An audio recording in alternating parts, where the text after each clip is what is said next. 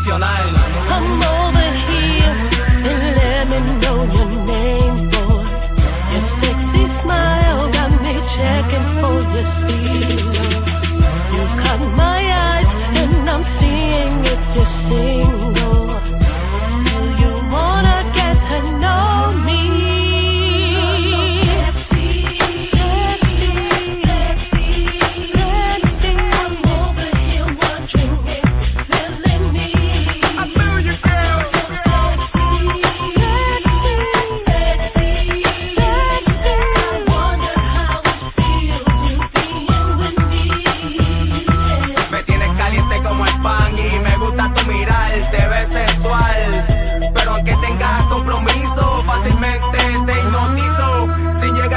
Pero tampoco llegamos al piso. Y sin fantasear, vamos a la estratosfera, a lo espacial.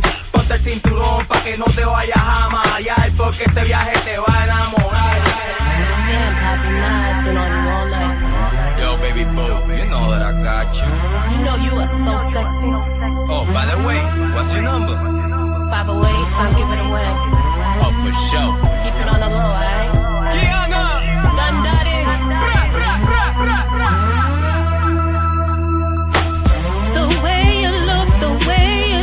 It has me speechless. I can't wait, won't hesitate to share in your caress.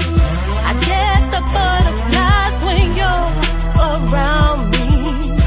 I'm so curious and wanna take you home with me.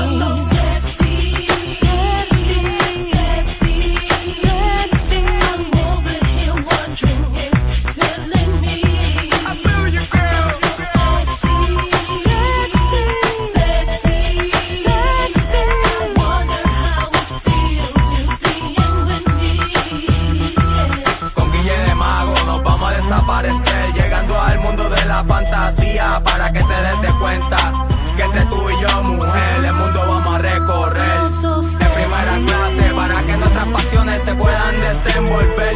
Y no es nada raro en como todo empezó. Tú me gustaste y yo te gusté. Ahora es que es cámara, luces, acción. Y ten cuidado que el volcán está haciendo erupción.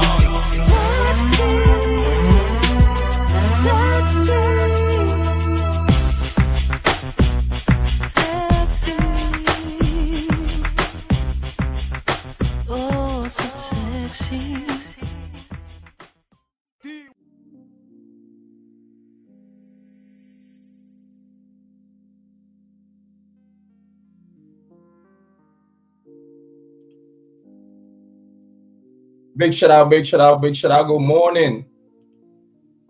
Good morning, good morning, good morning. Big shout out to everyone watching. This Jrod on Point is the host of the most, the team to the tango, the team to the tango, the gene to the Django. Jrod on Point. I almost messed up my own intro. Your favorite brother, your mother's favorite son, the black sheep, and nothing else to talk about. I am here and you are watching On Point True Crime. What's up with the chat? What's up with the chat? We got to start. Big shout out to Amy Conway in the building. Big shout out to Heather Fitzgerald. Big shout out to Chick Bay. We got Chick Bay in the building.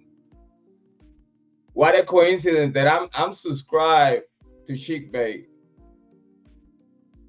Big shout out and a hit different when Chick Bay is in the building. Heather Fitzgerald. Amy Conway. Welcome, Chick Bay, to the moderators. Welcome, Chick Bay, by the moderators. Don't be shy with that wrench. Anybody to play with you, you smoking from the hip, I'll figure that out.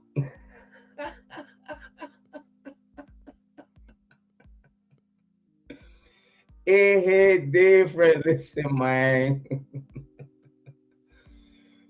Y'all know me. An honor is for us, though. Big shout out, big shout out. Listen, tonight, big shout out to all those small content creators and YouTube True Crime.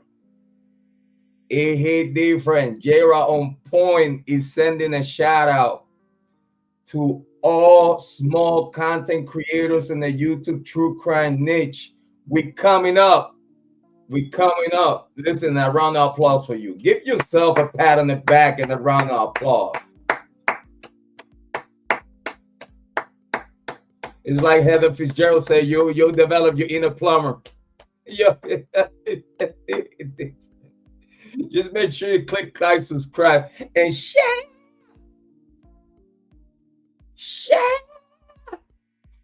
And I don't have a voice. Share the content.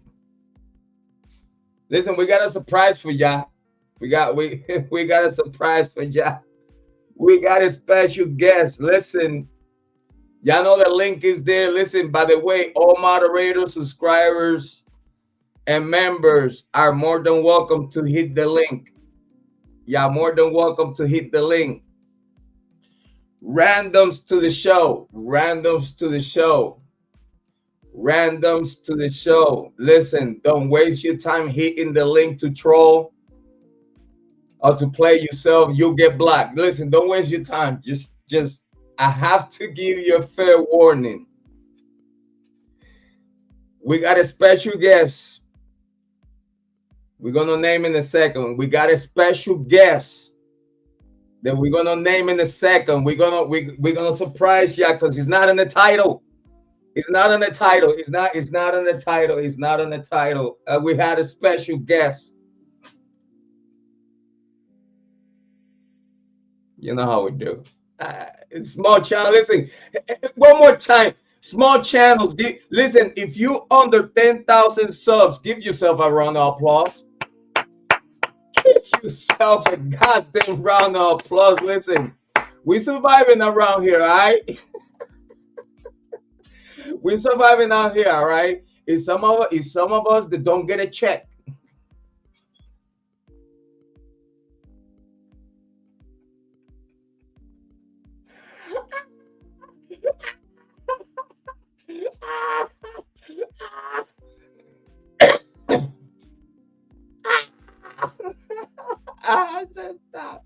I didn't came here for this shit. I did not. Oh, sub chick baby with the subs today. Okay. Big shout out. Amy Conway in the building. Heather Fitzgerald in the building. Let it go, ladies. Let it go. Just fuck the chat up. Fuck it. Listen, talk to me in the chat. Chat. Piggity, pop. Familia, you know it's Friday. I haven't been here. Listen, I missed last Friday. Listen, TGIF is Friday. We need to start the week in the right way. Listen, we talk about true crime. My name is Jrod On Point. We're talking about true crime. This is On Point True Crime. We talk about the most heinous, terrible, disgusting, and unbelievable to believe and believed to be unbelievable cases in the true crime community here in YouTube. For those listen, we have a wave. I wanna acknowledgements. We got a special guest. It's in the background. Again, hit the link. Members, moderators, subs, hit the link. Come and talk to me. Let me know how you feel about the Bryan Kohberger case. We're gonna be talking about Steve Goncalves forensics leaks. It's some leaks. It's forensic leaks. We got the leaks. We got the content. We got the leaks. We got them. Big shout out to Kiely in the building. We're gonna get to the chat. You know, I'm saying. Oh man, yeah. I just realized our special guest niche on himself in the chat. Guys, ladies and gentlemen, let's give it a round of applause. He don't need no introduction in this channel. Let me give a round of applause to Speed Van Holden.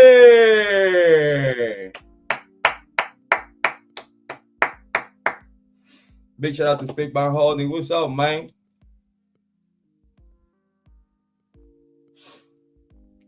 Hold on, let me hit the background. Can you hear me? I can hear you. That was my fault. I was supposed to unmute you. All right. Hey, we got Speakman Holding in the building. Listen, I have to publicly apologize for missing out the live stream last night. We were supposed to go live last night. Listen, I fucked up. All right. But we're here, my brother's here. We're gonna tell you a little bit about what was everything all about yesterday. We will give you a little hint. We're gonna give you a little bit about that tonight. But tonight's topic is the Idaho 4 Brian Kohberger case. Steve covers forensic leaks. And if you ask me, Mr. Speakman Holding, which again, we're very happy and very honored to have you here with us today. Because and make sure I want everyone to make sure that y'all go and subscribe to Speakman Holding. All right. Make sure everyone to go click like, subscribe, and share the content. And by the way, I'm slacking.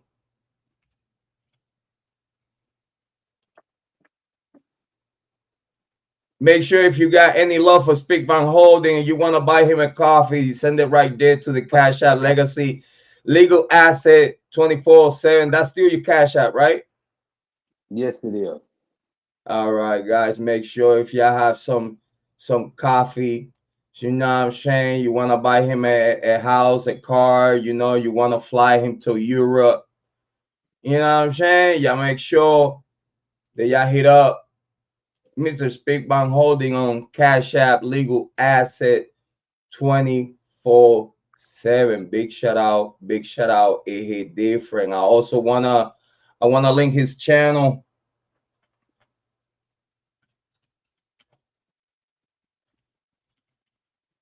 I want to link his channel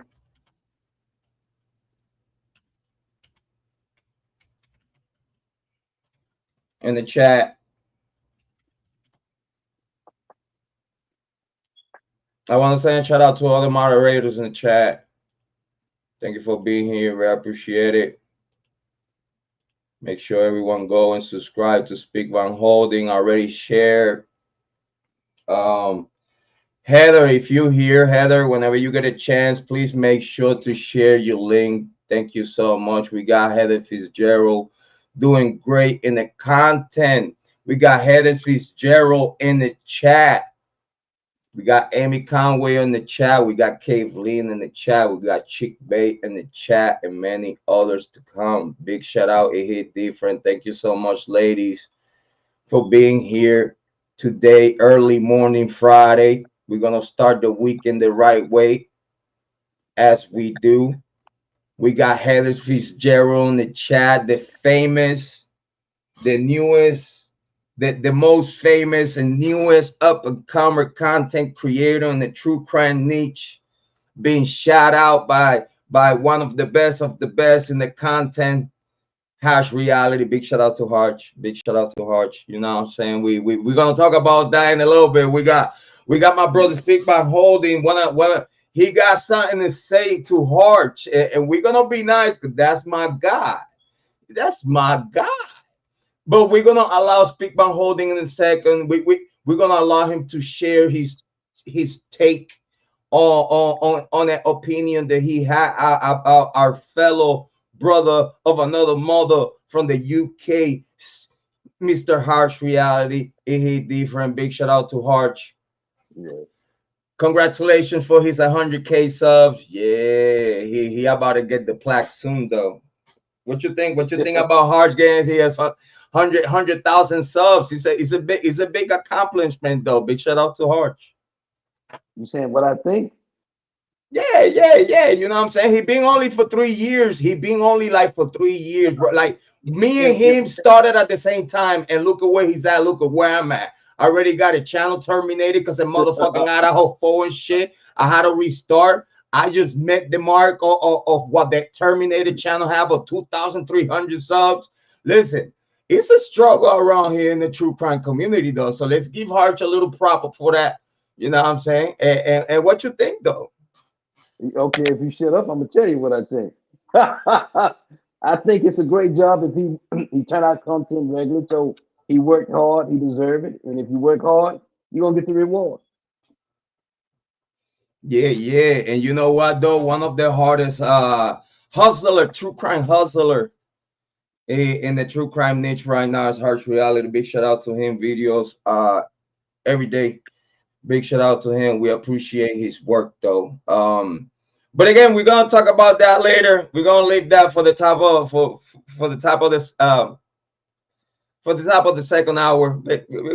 We just warming up right now. Let's just simmer down. You know what I'm saying? I wanted to make sure that we send a shout out to the small content creators, because I tell you, I think the small content creators like you know, if you're under 10,000 subs, I consider you a small content creator. Even if you know what I'm saying, after you hit the 10,000 mark, then you're making a little bit of noise. Now you're starting to, you know what I'm saying, to make wave in the niche. You know what I mean?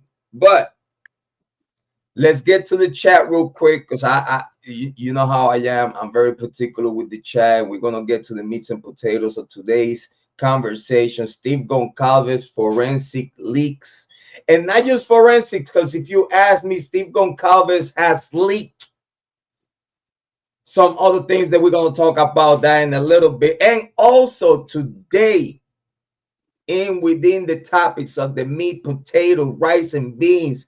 I got green beans, potatoes, tomatoes, names, you know what I'm saying? You know what I'm saying? So with all this salad that we got going on today, we also gonna be talking about this other topic that came out in the news media outlet, and you know what I'm saying? Everybody's going crazy. They just can't sleep because they want to say the name Bryan Kohberger, but they don't want to. They want to say the name, but they don't want to. And then you hear the song in the background, say my name, say my name. You know what I'm saying? When no one's around you, say baby, you know what I'm saying? So I say that to say this. Make sure I tell me Conway. It's the energy, it's the Friday energy. I wasn't here last Friday, so I had to compensate. You know, I say us men, it's all about compensation. All right, we problem solver. All right, I fucked up even last night. Listen, I have to catch up with the content. All right, but big shout out to Amy Conway. It hit different, but I say that to say this: is it Bryan Kohberger killed to impress? Bars. I repeat for those that didn't hear me in the back and are slow.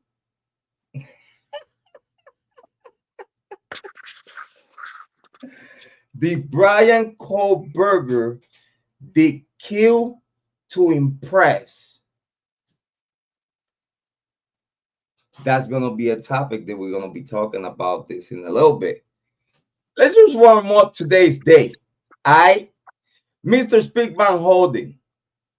Yeah. I fucked up last night. What? What happened? Did you went live? No, because I thought maybe there was a then I realized you probably done blanked out. The producer wasn't there. The superstar. Listen, mea culpa. We got a new pope, Mr. Leo. Pope Leo, listen, I got excuses. I got plenty of excuses. All right. I didn't have a pope yesterday. I have one today. That's why I'm here. I'm not even Catholic, but yeah, you know what I'm saying? Big shout out. But yeah, so what was going on yesterday? Because I want to make sure that before we start the topic, I want because they see I promoted it and everything. And listen, I didn't have a pope. It's unhappened. I didn't have a pope. So it was all evil. So listen, what was the topic of yesterday's conversation? Because I want to give the people a little bit of that before we start the topic today. Which topic are you talking about?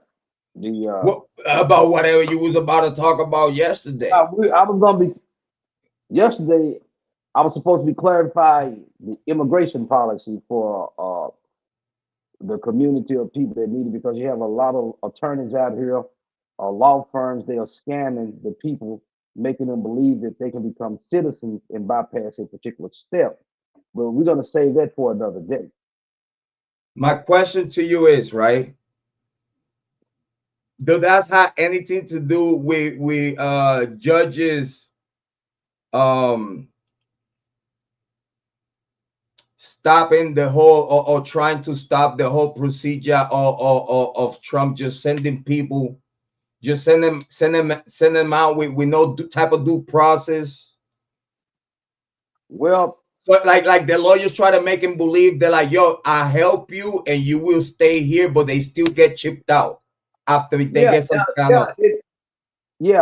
that's pretty much what it's about, but it's a little bit more detailed. Like you have some people that came over here on particular visas. You got different type of visas. So if you came over here on a work permit visa, a religious visa, no matter what, and you overstayed your visa, those are the only people that can ask for an adjustment status while they're in the country and don't have to leave it. But if you came here illegally, where they did not vet you coming in, they don't know where you came from, they don't know if you belong to a terrorist organization, you cannot adjust your status while being in the U.S. You would have to actually leave the country and apply after 10 years. And so a lot of people, I don't blame the people that came here illegally that done established the life. I don't blame them for not wanting to leave, because the different presidents of this country have relaxed the policies. And so now all of a sudden you want to enforce the policies.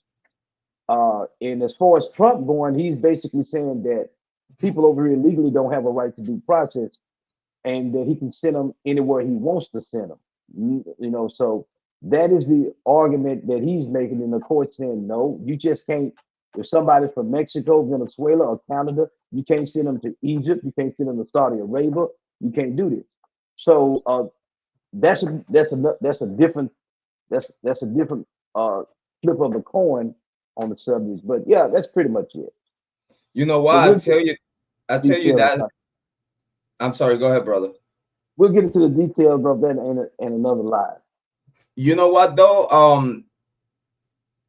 That sounded like a topic that is very, very interesting, far as like food for thought. Not just for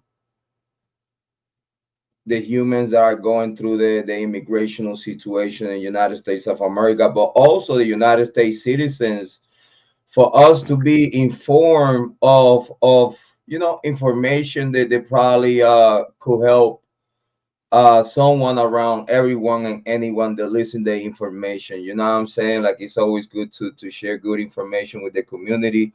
I gotta commend you and appreciate you for everything that you do for the true crime community, and everything that you do for people out here that they need help. You are actually a great delegate of justice. So I want to commend you for that and appreciate you, and thank you for that, brother. But yes, without further ado, what about if we start the Idaho 4 Bryan Kohberger conversation today? So, Mr. Speakman Holden, before we start anything, Amy Conway said this case, brother, is just like tamper evidence, delete, block, chop, clip, added, taken, tamper with evidence. It seems so illegal. What you think about that, Mr. Speakman Holden? It is illegal, but you got to realize the state and the prosecutor is not on trial. And so when you're dealing with the prosecutor, it's crazy, because you always have the state of Idaho uh, versus so and so. Okay, so you have the state, which is a business. I want to stress something.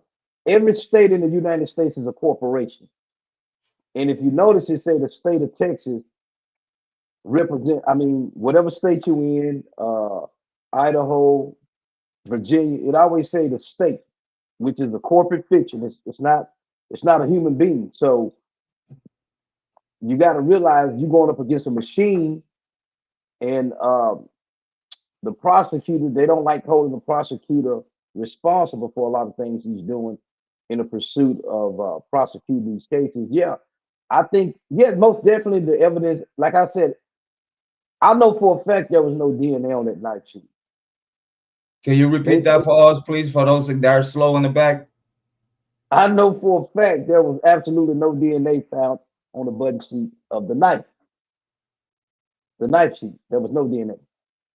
And I totally agree with you in that professional opinion, though. I do agree with you. It has to be some hurdles to be met for us to take a different conclusion. I want to send a shout out to Chick Bay. Thank you so much, Chick Bay, for being here. She said to Amy Conway, that Dateline is a documentary that is about to come out on Dateline. They just give a little highlight about it, and it's a little bit more of the mumbo jumbo from the very beginning of the case, that it was already out the way through Bill Thompson, as far as the allegations of stalking and all this other stuff is being already confirmed in court, as far as technology, cell phone, computers, laptop, tablets, anything electronic has been reviewed, and it was no connection, websites, platforms, internet, social media is being already confirmed and already shared to the court, that far as that particular detail, it was no and it's no connection as we speak between Mr. Kohberger, victims, nor friends of the victims. Anything that you want to add to that, brother? Well, you got to realize it's not necessary that a connection be made between them. You got people randomly clearing on the street daily. You got random crimes happening. So that is not an element of what he's charged with. So whether or not there's a connection is irrelevant. Yeah, no, totally agree with you. And big shout out to Chick Bake. She's in the chat. She's on fire right now. Big shout out to Amy Conwell, the ladies in the chat, having a great conversation right now. Chick Bake said, BC Week, ordering adulting.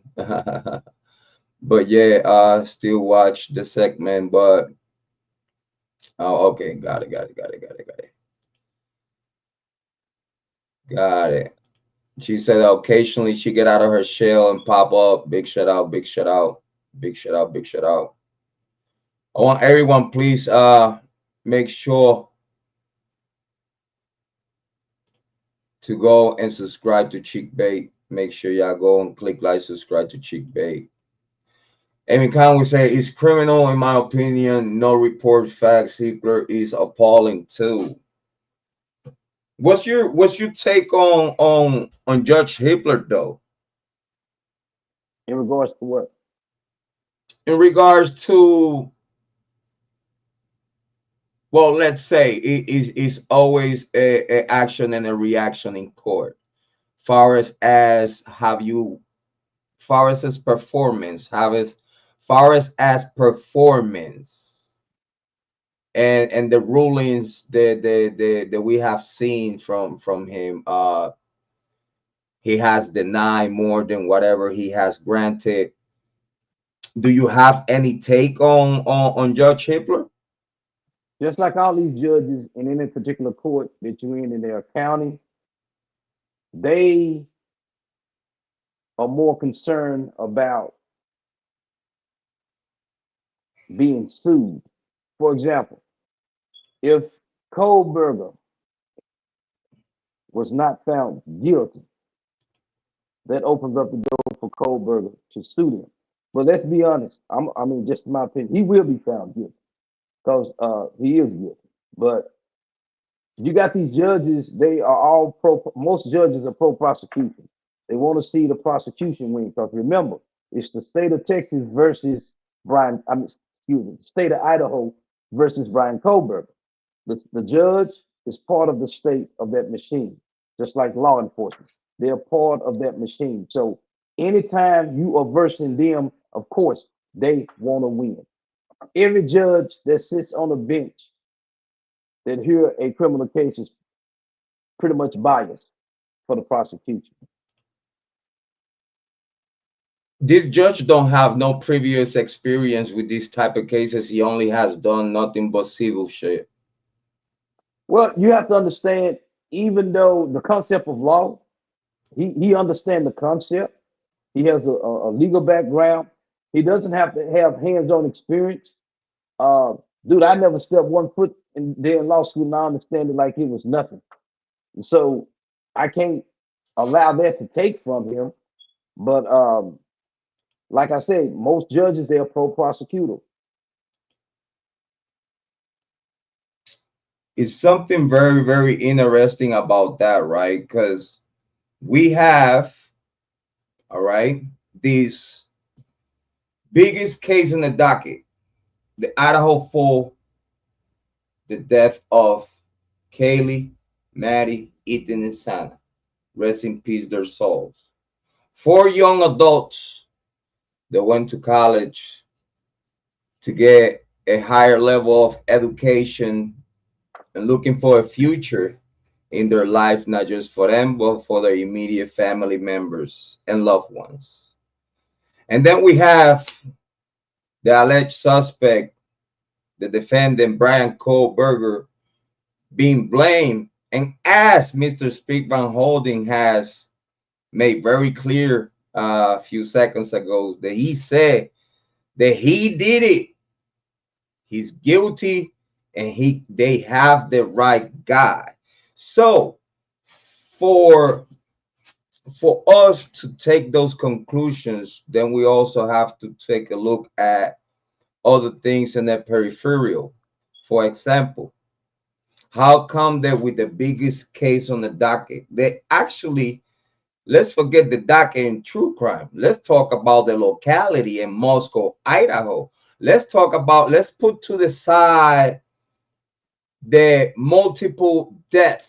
Let's put to the side the multiple death of students from the University of Idaho, that it seems like it's always an accident or overdose, or it is something no foul play. You know, if a student of the University of Idaho died by any reason, it just gonna be so cliche. It's like, well, what you want us to do? He dead or she dead. Like, what can we do? You know what I'm saying? So to say that, I say this. How come that for this such a big case, having detectives with more experience, not just in Moscow PD, but also within the state on many branches of law enforcement investigative bodies? I want to make it clear. Yeah, I know, Kiely, no, drowning like in 2 feet of drowning in 2 inches of water, frozen water and shit. Listen, we know. So big shout out to Kiely. Thank you so much for being here. Kiely said she strongly disagreed with Speak Van Holding. We'll get to that comment in a second. But she sent a big shout out to Mr. Pick Van Holding. They all love you, and you know that. This is for this. I'm looking at the comments, but I'm in a different. I'm not in my normal account, so I can't respond, because on this account you have to be subscribed for 24 hours to make a comment. So I can't remember the password to get back into my account on the computer, but I can see it. I can send it. Yeah, you see, we do that here in this channel because we only want the people that really want to be here for us, for what we do here in this channel, to have the conversations with the group of amazing moderators, subscribers, and members that we have in this channel. I do that because I really, that shows that if you could wait 24 hours to enter the chat, while you know that we active in the chat, if it's not a premiere, you know, if it's a premiere, I'm in the chat 9 times out of 10. If not, you're gonna see either Amy Conway or one of the moderators, Heather Fitzgerald. You're gonna see him there. Kiely, you're gonna see him there. It's always gonna be someone in the chat to greet you. 9 times out of 10 is gonna be me. So it's like, if people know that in the premieres, you're always gonna have that contact, that personalized commentary with your fellow content creator, or a content creator that you appreciate, whatnot, right? I don't like those people, and it's not that I don't like them. It's just that I really don't appreciate those people that wait 5 minutes in the chat. Like they subscribe to you for 5 minutes to get to the chat, talk to you the whole night, and then as soon as the live stream is over, they go and unsubscribe. I don't need you. I don't need you here. Fuck out. I don't need you here. Get a fuck out. Don't call back. Fuck out. What's wrong with you? What you doing here? You just want to be seen in my chat. You just want to be seen talking to me. You know, let me not start shit. Let me not start shit. Because that would apply to a lot of big content creators that have come here. I'm not going to mention you. I'm going to leave you alone. I'm going to leave you alone. Big content creators that used to come here, that actually, that's why the reason I did put the 24-hour goal, that you wait 24 hours to come and talk to me, because I've seen big content creators. I'm not going to mention the name, I promise. Everyone in the chat going to know who they are. Amy going to know who I'm talking about. Heather probably.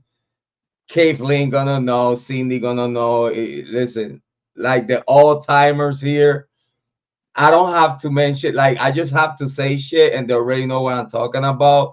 And sometimes 9 times out of 10, I say shit that is just for the moderators that know already. So sometimes, like, newer people in the chat be like, yo, I'm lost. So it's like, yeah, it's a reason for that. Because I'm only talking to a certain group of people right now at this particular moment. They know what's up for the past 3 years.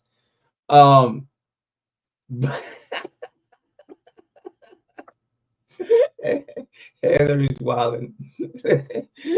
So that was the reason why.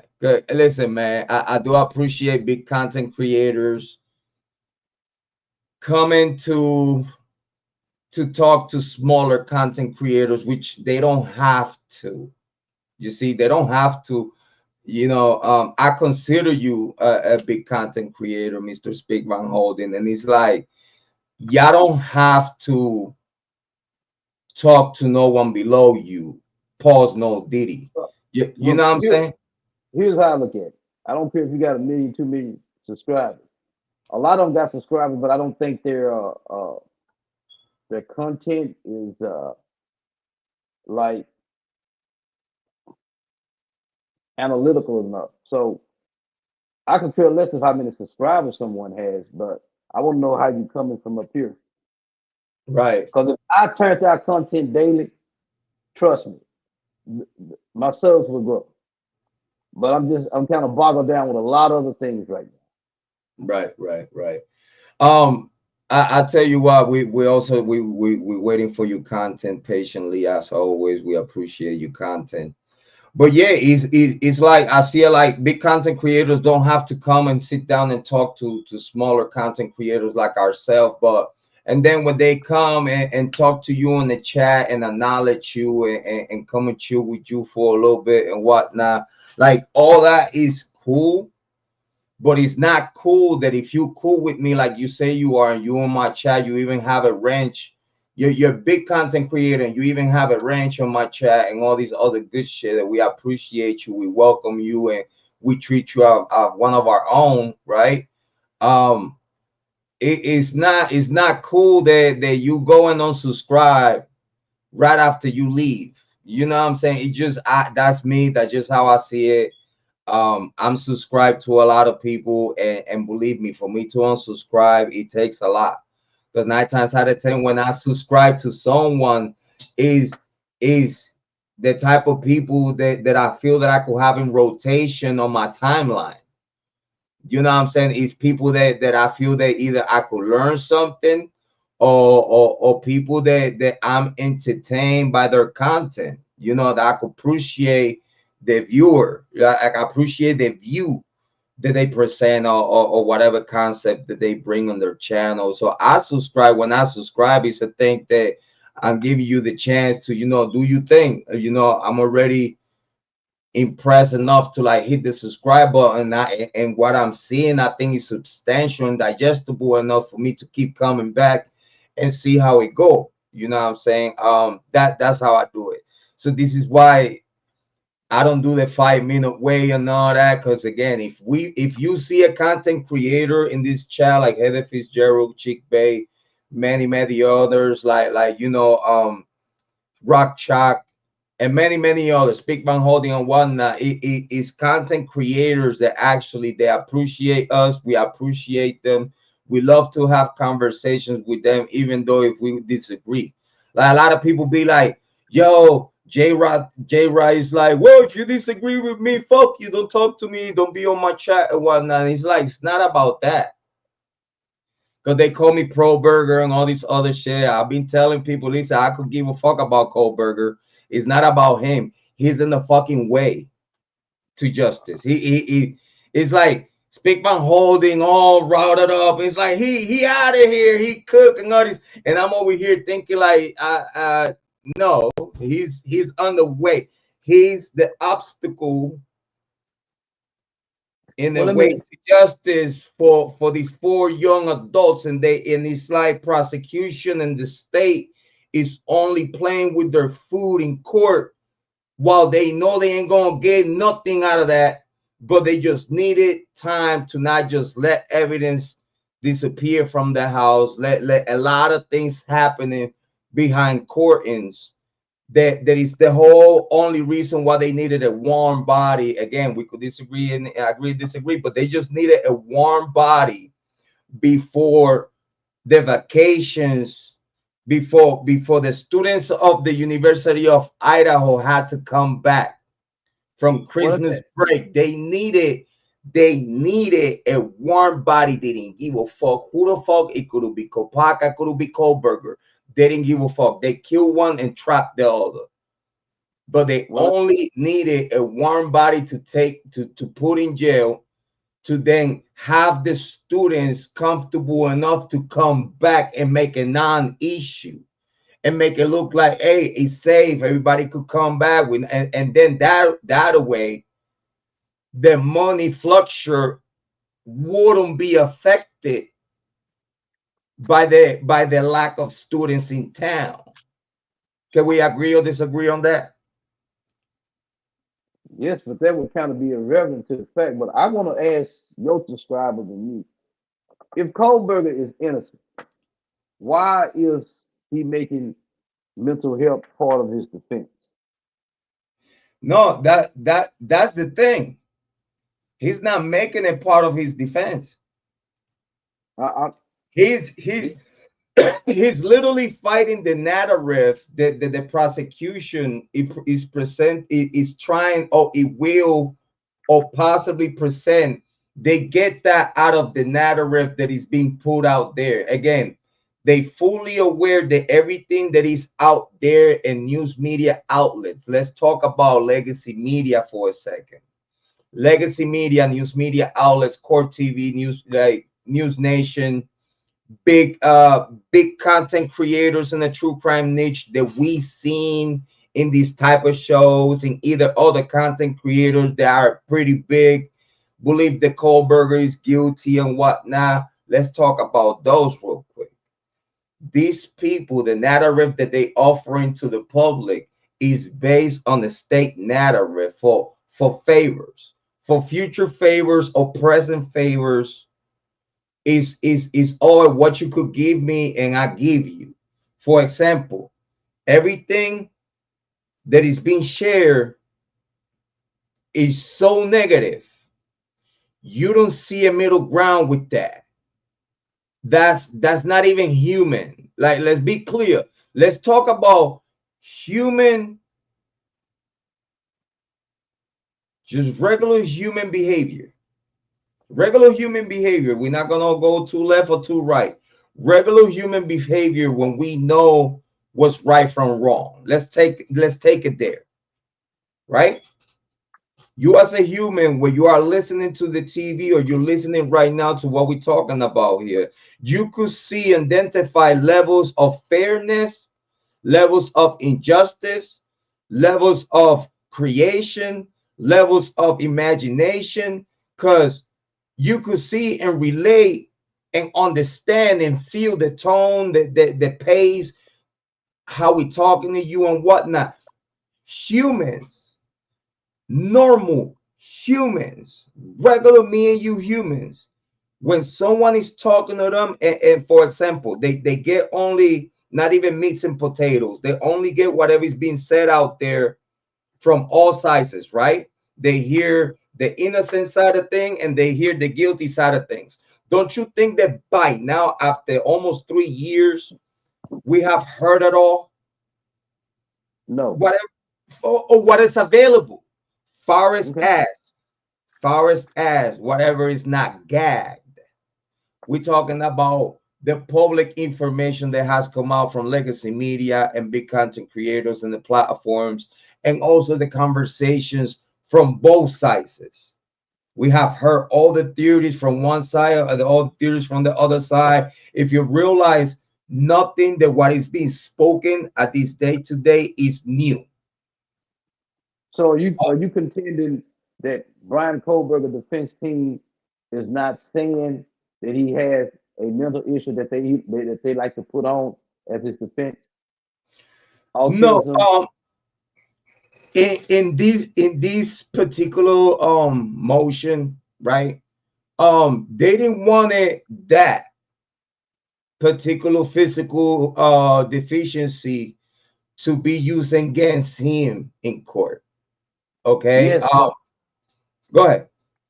yes, but here's the problem. When you are asked how do you plead in a criminal case, you got to realize he got an attorney. And this is just my opinion, but it's gonna be based on it's pretty much well known as a fact today. They asked him, "How do you plead to these charges?" And Taylor said he's gonna remain silent. We're not gonna make a plea.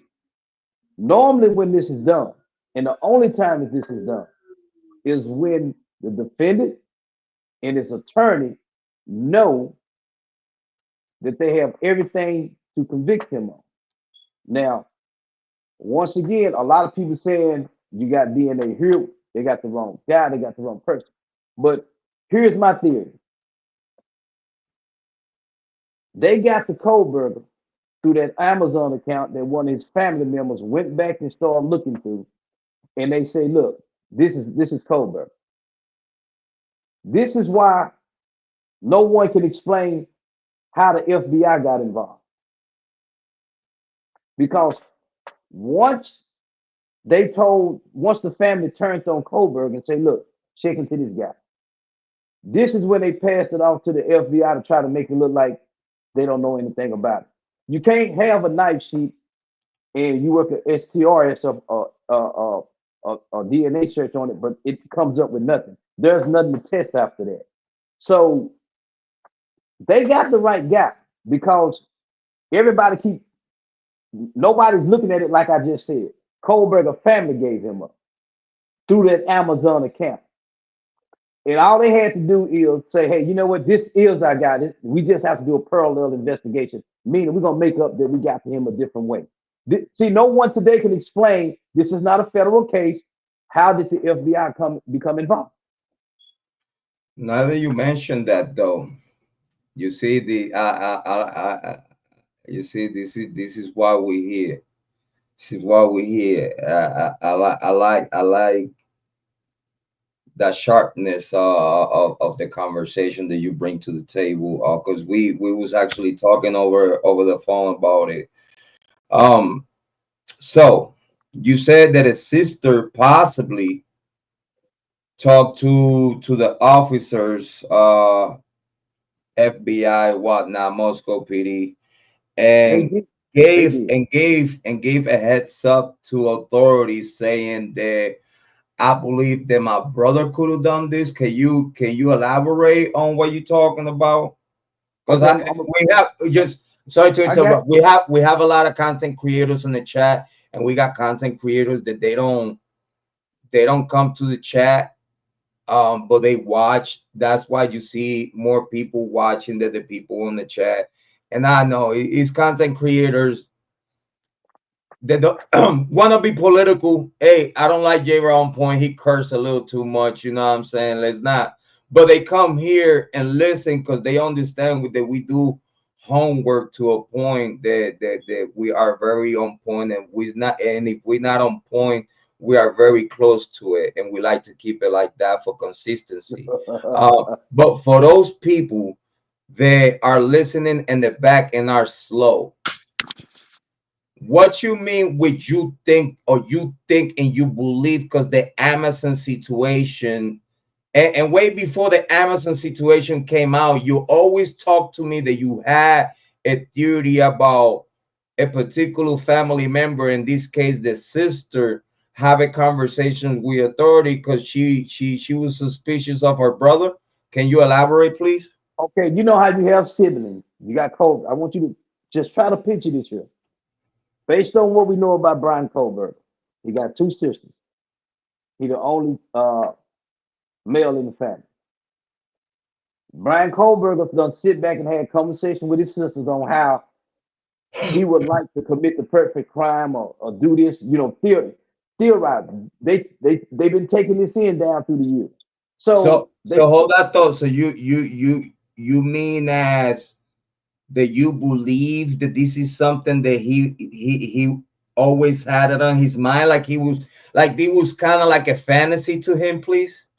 What I'm saying is, when you got siblings, sisters, and brothers, and when you take the type of mentality that Bryan Kohberger has, as he was growing up, and as he became a teenager, he sit around and talk to his sisters, probably watch movies and say, you know what? One day I want to commit a crime and see if anybody can figure it out. Okay. I'm saying that his sisters are aware that he's kind of twisted. Now, so when this happened, they realized one thing. I want you to ask yourself, remember, when this first happened, what was the only time that the white car come up, a white Honda? When was the very first time they came up? Huh? What was the first time that what came up? What was the first time that what came up? After these murders, when did the white Honda ever become mentioned? The very first time. The white Elantra? Yes. That was like 2 weeks and a half up to 3 weeks. Okay, let me ask you like this here. Now little after I talked to them. Okay, but let me ask you this here. Was it only when the gas station attendant pulled it up, or after that?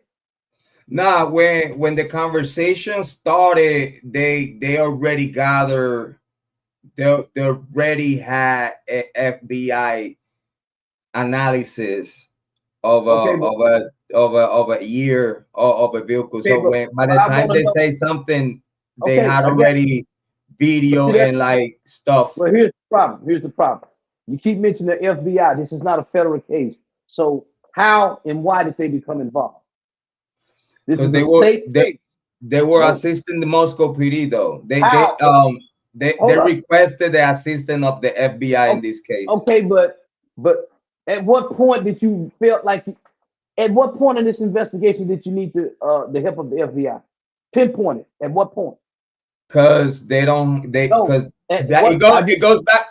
Let me talk. God damn it! It goes back full circle to what we was talking about early. Having a detective with no type of a previous experience, because that's why I was hinting earlier about being in such a big case. How comes that they give a detective that don't have no type of experience that depends absolutely of his peers and others? Okay. That's how the FBI gets involved, because he don't have the experience to do it himself. The cast, the requesting certain warrants and whatnot. All that came from a balance and Mary. Okay, I'm gonna say this again. It still does none of this justify the FBI becoming involved. So I'm gonna tell you how and why they became involved. This was the only way they became involved. When his sisters, like I say, his sisters know him better than anybody. He goes to this college. When it happened, they realized Kohberger, this is him. But they can't just up and say this is him. So what they did, once they realized it was a knife sheath, a mask, and they said, you know what? Let's go to the Amazon account. If it's him, it'll be here. Because he damn sure didn't go to the store and buy this stuff. So when they got on that account that they all share, they realized it's our brother. But how they realized when the knife, when it was a K-bar knife and a Glock 22 in inventory when they arrested him in Pennsylvania. Once again, I'm talking about way before we got there. See, that's my point. For you to be solid on that theory, you have to understand that it was a K-bar recover when he was arrested in Pennsylvania. They don't even mention. Okay, once again, it doesn't change what I'm telling you. It does. No, let me finish it. You can't, because I haven't even finished. Because you say no, oh, even the K-bar on Amazon and whatnot. But again, when you say that they're expecting the K-bar to not be there, but then if they look for the K-bar, obviously they're gonna find it. I didn't say that. It's in the inventory. No, what I'm saying is, when this happened, just pay close attention. That they know he went to the college. They asked him, but they was not satisfied. See, I know I'm on point. This is why you have to pay close attention to this, because when I finish, I'm gonna refer you to that probable cause affidavit. Now, they were sitting back theorizing, this is our brother, but we can't prove it like that. So now they all share this Amazon account. So when they see a K-bar knife being bought, a stone sharpener for the knife, this is what they did. They contacted and they gave their name. Our name is this. We think this is our brother. So what they did, what Moscow PD did, say, okay, this is very damaging. So we can't let the public know that y'all came to us, because this would completely deprive him of a fair trial. So what we'll do is this. I want you to pay close attention. This is why they was so confident in saying, we found some DNA on. We took the knife and we run it, and STR worked up. We didn't find anything.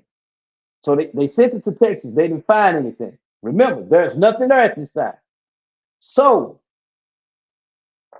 all of a sudden, the FBI said, let us have it. Now, they could have contacted the FBI directly to say, get this to Moscow PD, but this is the only way the FBI came into it. This is the only way that they interjected themselves, and let me explain. How is it that the FBI say, give us the knife sheet, we're gonna work up the DNA? See, it was no DNA. They lead was the family members in the Amazon account, the black match and everything. So they say, you know what, we're gonna have to do a parallel investigation. We're gonna work it like this. This is one of the reasons why Ann Taylor did not want a speedy preliminary hearing. She knew what she was doing. This is why everything was secret. Kohberger knew that his family gave him up. Now, they get involved. Tell me this here. If that was DNA on the button sheet, why would you work it up and destroy everything and say, we can't tell you how we got there? See, this is the only reason why you would take this position, because it was never any goddamn DNA from the beginning. Your whole basis of the family came forth. They said, this is him. Look, the knife sheet, this is him. This is how they got involved. Okay? No one can, even explain how the FBI got involved because this is the only way they interjected themselves into it. Now, when you look at the probable cause affidavit by Brett Payne, he's given a narrative as though they already knew the Honda and who it was traced to. That whole narrative is false because when you're reading it, they already said, we're looking for this car. We know it's Kohberger car. That doesn't add up. But once again, think about this here. If it was any DNA to be found, why didn't they find it in Texas? Why didn't they find it? It didn't exist. If it was going to be DNA on a button sheet, the nice, but why wouldn't it be anywhere else on there? That doesn't make sense.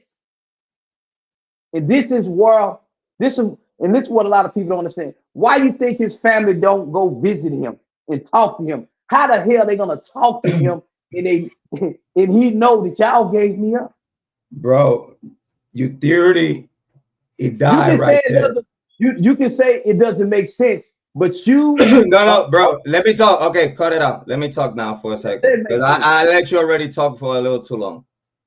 No, out of respect. Listen, man. Tell me how they got involved. Your theory, listen. Can you? I need some answers. Your theory got already put up in the trash can when the defense team made it very clear in court that the Kohberger family, past, present, and future, they are not and they have not cooperated. That means sisters, dad, mom, the immediate household. That this is who the defense team. Do you want me to play it for you? We have the video.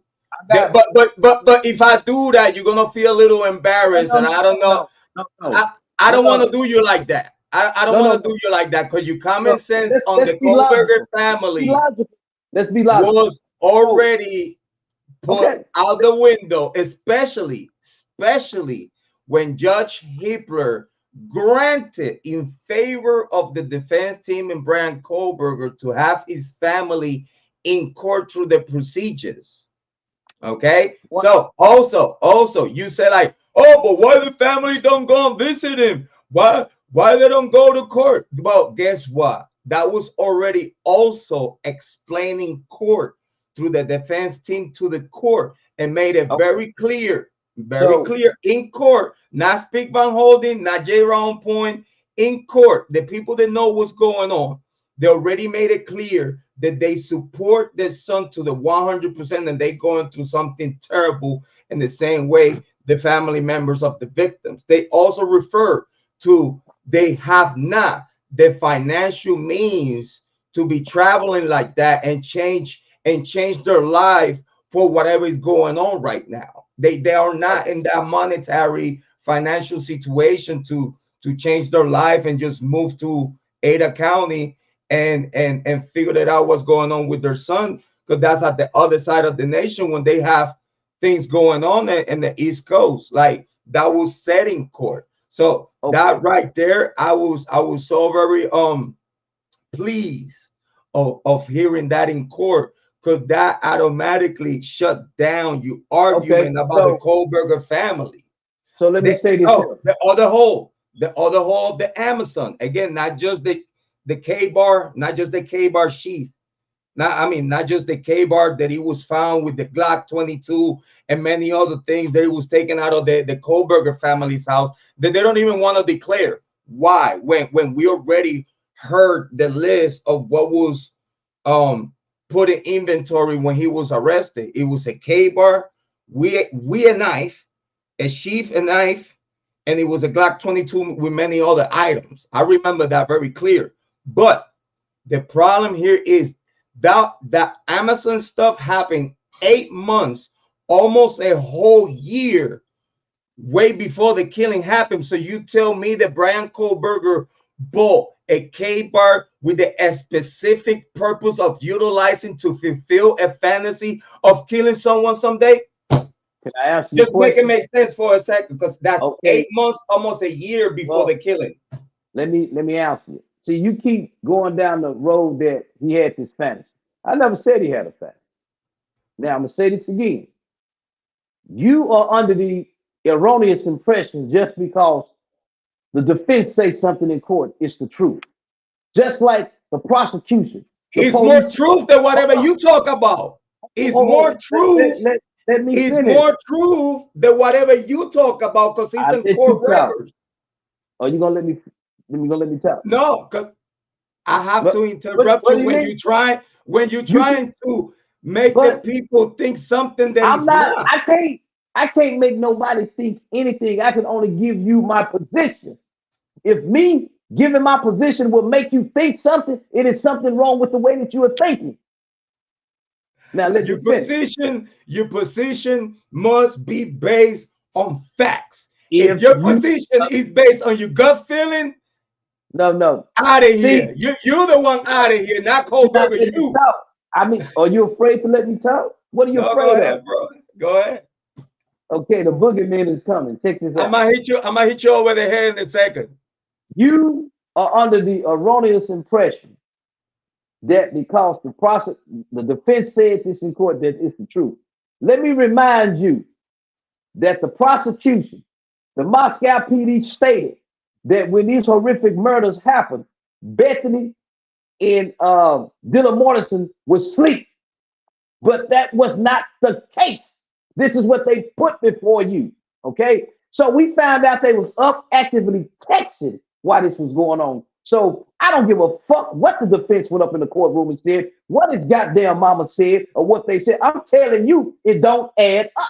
You think just because somebody we see people every day go, hold up, we see people go every day in court. If you look at the Karen Reed case, they giving oaths up on the court. You know they lying. So the bottom line is today, no expert, nobody in the true crime community can justify the FBI interjecting themselves into this case. And the only reason why they did that is this.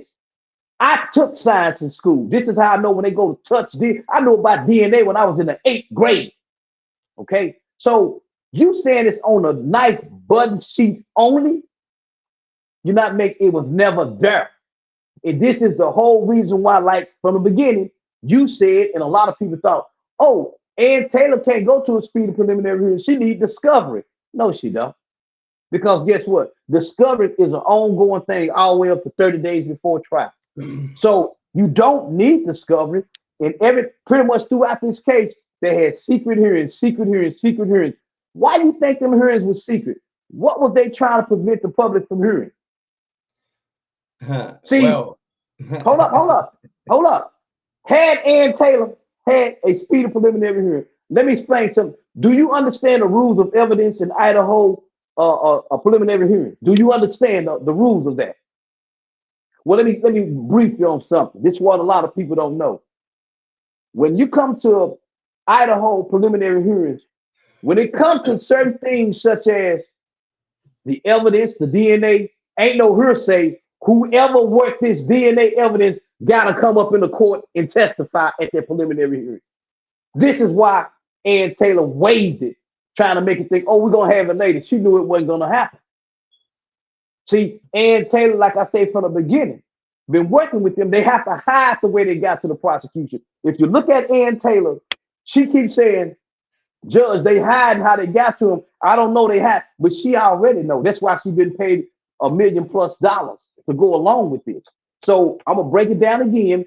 You or none of your subscribers can explain how the FBI got involved.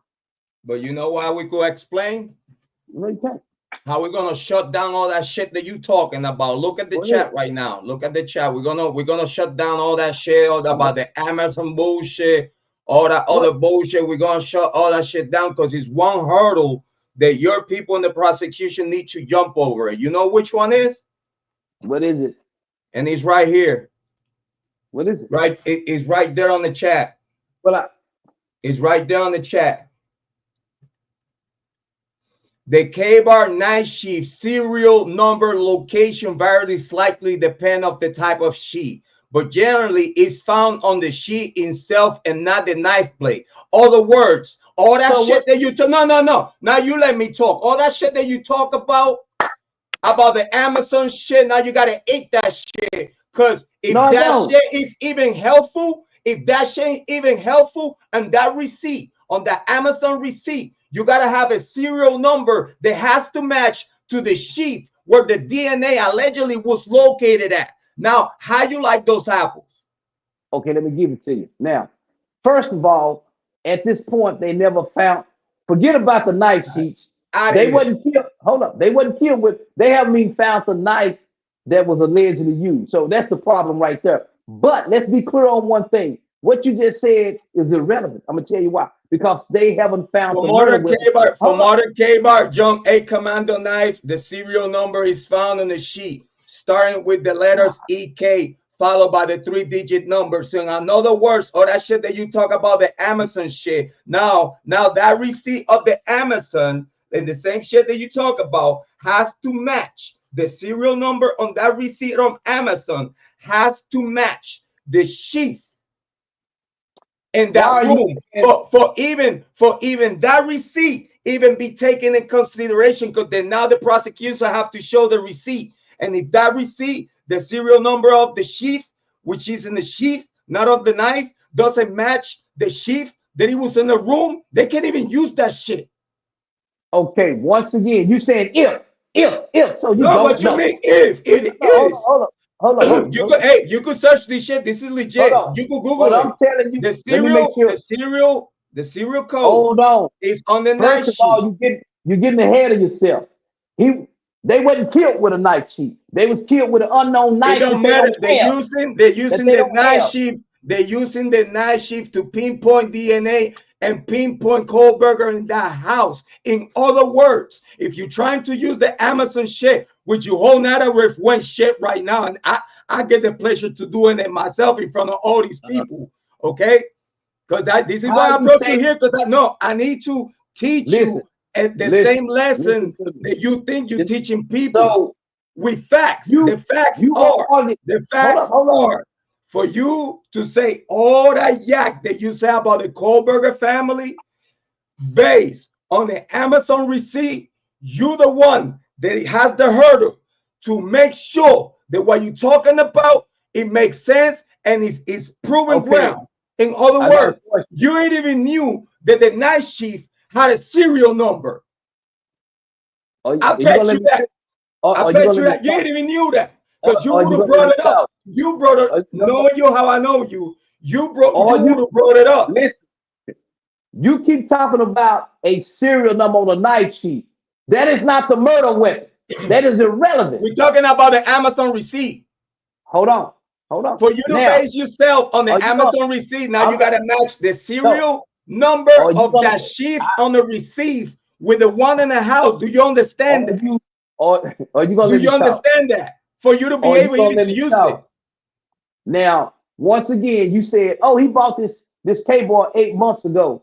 It don't make a fuck. I can buy it. It doesn't matter. The bottom line is, Ann Taylor done already admitted in court they trying to suppress that. Why are they trying to suppress it? If it wasn't relevant, why are they trying to suppress it? She'd bet just ask, but BK DNA is not on that. It's not on that sheet, right? I know it wasn't on there.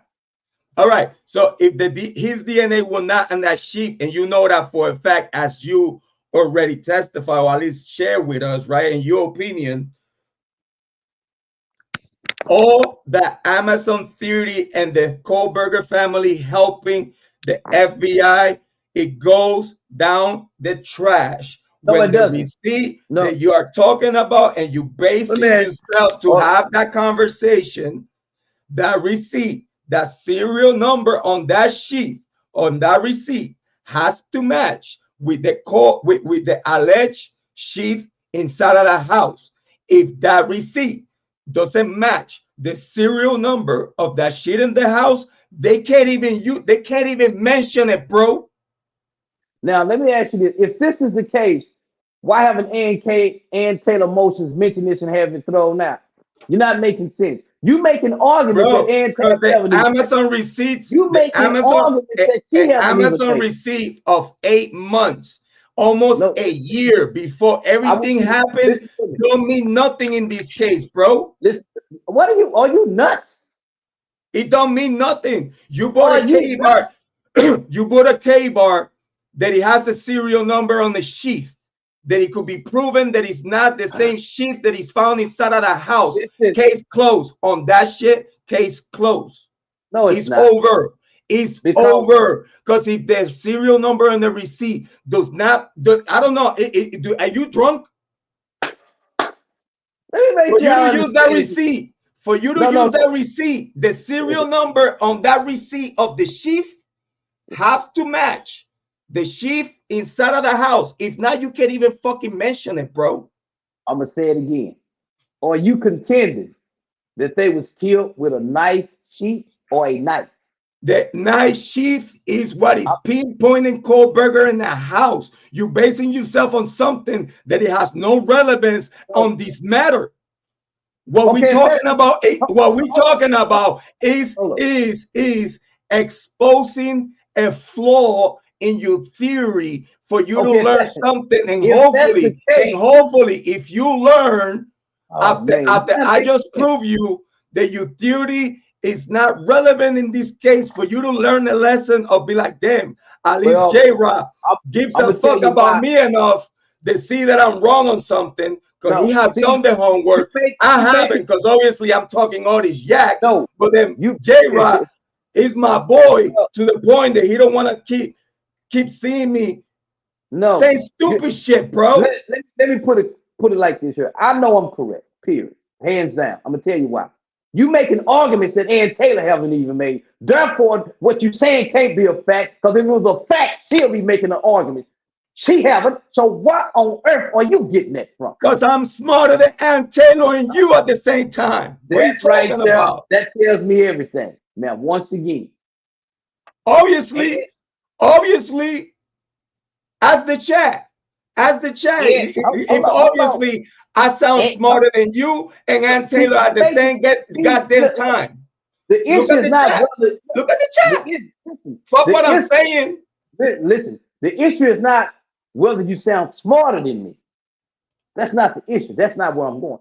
I'm saying Ann Taylor has filed numerous motions. Ann Taylor has filed, anybody that's watching this can see, Ann Taylor has filed numerous motions to exclude this. Why? Not before the reasons that you're saying. See, so when I look at the fact that she don't have a legal basis for excluding it, we don't know if they was killed with a K-bar or a machete. We don't know. So at this point, when you're talking about the knife sheath serial number, they don't know what weapon was used. Listen, the only human witness in this case is already set in court. The only tip that it was used to get to Kohberger, the only tip, and I hope you understand my language barrier when I say in court, it's already revealed, and it's in minutes and in transcript, okay, that the sole tip to get to Mr. Kohberger was the IGG. Nothing the fuck else. Is no human CI, is no human snitch, is no one that he has bones, meat, flesh, and body. In this case, not even Dylan Mortensen that could testify against Brian Kohberger. You're not saying anything. Don't you think that if the FBI or prosecution had one of the Kohbergers in the back pocket, don't you think that's game over for Brian Kohberger? First of all, I'm going to say this again. They don't want the population. They don't want nobody to know that it came from the family. So this is part of the charade. Because by the time in court, it came out and certified that the IGG was the sole source for a tip, not no human. All that shit goes out the fucking door, bro. One question. Since you are of the opinion that there was no DNA on the knife sheath, how the fuck are you subscribing? They would have to declare. They would have to declare a long time ago the Kohberger family as any type of witness, and at this day today, that process has not even happened. Listening. I didn't say there was no goddamn witness. Do you know what an informant is? They can see, because it's a fucking informant, you won't know who the fuck it is. They can tell you one don't exist. They have to specify that the No, they information, yes, they have to. Yes, they have to. If you say you know the law, you know they have to. You know they have to, especially for a death penalty case. They have to be clear how they got focused on that alleged suspect. If it was a human tip, they are not going to mention the CI. This is something that you twisted. Dude, this is something that you twisted. They are not going to say the name of the CI. They're not going to reveal the name of the source. So they have to declare in court that it's a human with flesh and blood, that he could testify if he has to. They don't need and this shit has not occurred in this case. Case closed. Do you know what a parallel? Just take the lesson. Just take the lesson out of love, bro. Out of love, because I appreciate you. Because and I love you, bro. No homo. I appreciate you. No, everything that you talk about is nonsensical. Okay, and I'm just trying to teach you a lesson in front of people, bro. Because you talking crazy out here, bro. That's the point. You're trying to teach me a lesson and you're looking foolish. Because do you know what a parallel investigation is? Bro, no? Everything that I have told you is matters of fact in this case, and it's nothing that you could say about it. So matter of facts. You are imaginating and saying shit that is being already proven wrong in court. Come down. What FBI agent came up in the Idaho Moscow court and testified? Name me one motherfucking FBI. What that has to do with anything? Okay, what has nothing to do with anything? They have in court to declare how they focus to Brian Kohberger. They focus to Brian Kohberger because the IGG work. No human, no person that you could talk to or could testify in court. Okay, I got one family members and anyone else in the world that is a fucking human. I got one question for you. Is you serious, bro? I feel weird. I feel weird putting belt to ass on you, bro. Why don't you let me talk? Because I think you know where this is going. So if Moscow PD keeps saying, hey, we can't tell you anything about the IGG report because we didn't do it. So how the fuck you gonna tell me something about it when nobody that worked on it with the FBI came to testify up in court? I made my fucking point right there. Yeah, you point that doesn't exist, because when he's a human, you keep talking about, listen, man, make it clear. You don't know how this works. You're basing yourself on nonsensical shit that is not even in this case, bro. Everything that I have talked to you is shit that is on the minute of this case. Everything that you're saying is based on your imagination, bro. That's the problem that me and you have with the discretion of the discrepancy in this case. It's not animosity. It is no nothing. It is out of love. This is tough love, bro.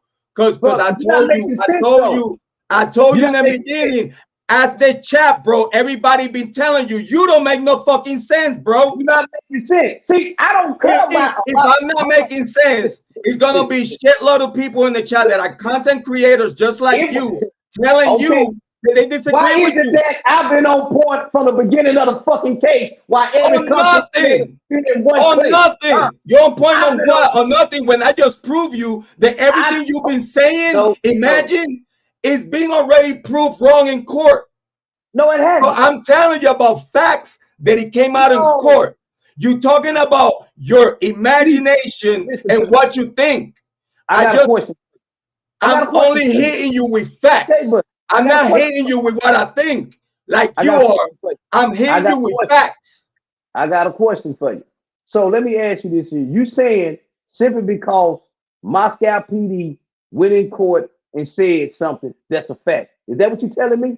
Bro. That's a yes or no. Bro. That's a yes or no. They have to declare. No, it's not that simple. It's not that simple, because the answer got layers. The answer got layers. If you shut up. No. The answer got layers. It cannot give you yes or no, because it had layers. You know what's the layer? You know what's the layer? That everything everything that is being said in court, it needed to be said in court already a long time ago. They needed to bring up, if they're going to be witnesses, when they mentioned Dylan Mortensen and they brought Dylan Mortensen to the case and they were arguing about Dylan Mortensen not having her discretion on the commentary of the PCA, when they were combating and talking about the only sole human being that is named and witnessed, not a fantastic imaginary character from State Bank Holding. We're talking about Dylan Mortensen, the only human witness in this case, is no other one. So for you to talk the the Kohberger family, listen, if the Kohberger family, anyone from the Kohberger family led the cops to Kohberger, it has to come out in court. No, it don't. Talking to? No, it don't. No, it don't. Where you living in La La Land? You live in La La Land. So, okay, so if they're gonna prosecute you, right, to a death penalty, you don't want to know. You don't want to know how they got to you. And they already says the IGG, nothing else. Okay, listen to me. It has to come out, bro. Listen to me closely. Moscow PD, they are characterizing what they Kohberger told them as a tip. Okay, this is how they are characterized. That's not a tip. Why don't you? If it was a tip, would have been mentioned already, bro. Okay. The only tip is the IGG. I think you're afraid of rationalization. That's what it is. No, bro, you fucking see now, because I just told you. I just told you that what you say you entitled to what's that. You, no matter how you said it, ain't gonna make it right. So hold what you got. It don't matter how you say it, it's not gonna be right. Because what you're talking about, that is a human. It's a human. It's a human that leads the cops to Kohberger, right? That's your statement. No. If you let me tell you my statement, I'll tell you. I'm going to say this again. Moscow PD has repeatedly stated we got thousands and thousands of tips. And they got up in courtroom and they say, these are tips, Your Honor. They just tips. All right. And they clear all the tips. They clear them. How the fuck you going to clear all them many tips? You can't. That's what the fuck they say, idiot. I don't. Okay. They also say Kohberger is the killer. Why the fuck you don't believe it?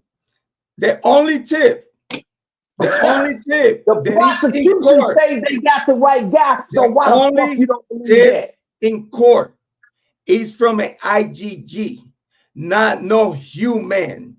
They're not even recognizing they. Okay, no, it's in the fucking court. Okay, so let me ask you this here. Stop. Let me ask you this here. Are you familiar with Contello Pro? Huh? What? Huh? Yeah. Contello Pro. See, listen to me. See, a lot of people really don't understand how the FBI work, okay? See, a lot of them, they just born, they haven't studied, they haven't picked up a fucking book. So, of course, you're not going to be fucking advanced like me, okay? Now, I'm going to say this again. The way the FBI works is like this here. They can lie in court, and they can say, well, you know what? This is their motto and they train. Lie if you can get, see, if I'm lying, you can't disprove the lie unless you know something. So you think because they go up in court and testify under oath, God damn it, they done been testifying up under oath for years and found out to be lying. So what the fuck are you talking about? That's not a fact. You know what? I'm only arguing with you because I have respect and I appreciate you and I hate hate proving you wrong. No, I hate proving you wrong. And Taylor has not even argued the shit that you are arguing. In court, they're already way ahead of you. Your mentality is the type of mentality that you could have if in court they wouldn't already go over those hurdles or find out how many human witnesses and any other thing they got to Kohberger. If the Kohberger family was the tip that he got to Kohberger before the IGG, all that shit would be mentioned in court already, bro. You're making yourself look weird. Why would they mention that in court? They already fucking said it. They have not even mentioned that shit, bro. So they don't make it untrue. What the fuck are you talking about? No, they haven't mentioned because it doesn't exist, bro. Listen, bro. At this point, what you don't understand. At this point of the case, listen, bro. At this point of the case, they already have whoever are the human witnesses, and it's only I'm not arguing. See, listen to me. I'm not arguing that bullshit. That's what you want to argue. I'm telling you, goddammit, if I call the FBI and I say, you know what, I know who did this, but I don't want to fucking be known, okay? They're gonna say, don't worry about that. They have to come on discovery. Now what fucking law are you basing this on? It has to come out and discovery what you mean. It don't. No one can just come and say anything and then not have that person testifying in court. They put masks. They send the jury out. There is ways to have a confidential informant in court. So if at this day today that we are only not far away from a court from a court date, we're not far away from the trial date. At this day today, it's all certified that if whatever you talking about was truth, it would have come out a long time ago, bro. I'm gonna just put the FBI. Listen, bro. The FBI has not even come out with that.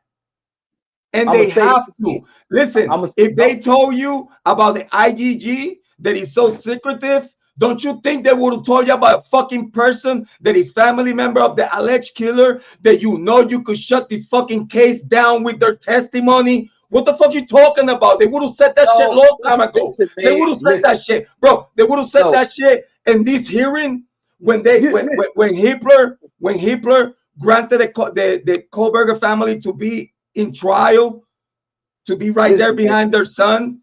That right there proof, bro, that is none of them have talked past, present, or future with the state.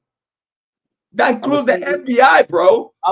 What FBI agent came in there to testify on the oath in the Idaho? Balance is about to, and Taylor already forcing Balance to testify way before trial.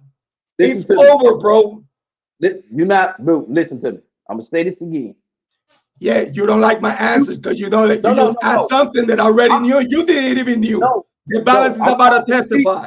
This is why you keep bumping and look like a fucking idiot. You keep trying to make me wrong. God damn it. If you was right, you would understand one thing. Kohberger is on trial. Every defense move that they made has been fucking weak, okay? They got the guy. They ain't got to tell you how the fuck they got him. The FBI don't have to tell you how the fuck. They have to. And what? Where you live? Do you live in United States of America? You really don't understand federal law. Okay. Oh, you say I don't understand federal law. You don't. Why? Let me ask you this. I already shut you down about the night shift, right? I already shut you down about the night shift bullshit, right? And the Amazon, because in the Amazon receipt, it's a serial code. It's a serial code of what you just purchased. It's a serial code of what you just purchased. So then now for you to talk that yak, that same serial code have to match the sheath that was found inside of that room. For you to be right. No. I got a question. Hold up. What was the victims killed with? It doesn't matter. It's irrelevant because the night shift is what is used to have Kohberger where he's at. What you saying, it don't fucking matter. Can you answer the question? It doesn't fucking matter. Because the sheath is what it's got him there. It don't. Bro, it don't are you serious? Yeah, you serious? So you have to be on some kind of you have to be on some kind of bullshit. Cause you say like, did they get killed with a sheath? Did they get killed with a sheath? I'm asking you. Because if we're gonna go if they got killed with a sheath or not, obviously Kohberger is not guilty because no one got killed with a fucking sheath, you dirto. I didn't say nothing about it. I said, what type of knife did they get killed with? Bro, you sound weird right now, bro. No. Answer the question. They have a knife sheath of an alleged K-bar that allegedly was used on the victims. What type of knife was used? They said fucking K-bar because the sheath that it was found at the location. So they don't know what type of knife was used, right? Well, they cannot even prove that a K-bar was the murder weapon. Okay. Now, so shut up. You're proving my fucking point, bro. No, shut up. This is what I'm saying. So if they can't prove what particular knife that he killed them with, The Amazon and none of this, what they're arguing is that he tried to delete this shit. He tried, see, this is what the fuck you not saying. He tried to delete this shit, but he couldn't. Delete what? Oh, you don't know about that. See, but what are you talking about, bro? Bro, you're the only one, bro. I hope you know. I hope you know that you're the only one talking about what you're talking about, bro. I'm the only one that know what I'm talking about, bro. You sound very frustrated right now, and it's okay, bro. You're here in family. No, it's okay, dude. You don't have to be mad. Asking you logical questions. I'm not. That's why I'm asking. I'm keeping it logical, and you can't answer it. You tell me, oh, they came up with the Moscow PD came up in court and said this. On one hand, you believe them. On the other hand, you don't. Get the fuck out of here. They either credible or incredible. Which is it? Huh? You keep saying they got the wrong guy. They framing Kohberger, but you believe them when they say we have no. Oh, what the fuck? No, see, listen. You know what I believe? Listen, you need to understand. If you shut up, you know what we need to believe. You know what we need to believe? We need to believe the court when someone like a content creator like you is spewing a whole bunch of bullshit and nonsense about a case that obviously you don't know what the fuck you're talking about, and we need to highlight that. We need to highlight that, bro, because everything that I had just told you that I battle you with is common sense of the court minutes out there right now. So if you want facts, is what is in the minutes of court unto proven otherwise. What you're talking about doesn't even make sense with every single paper that is being pushed in court. It's imagination what you're using, and that's what I have.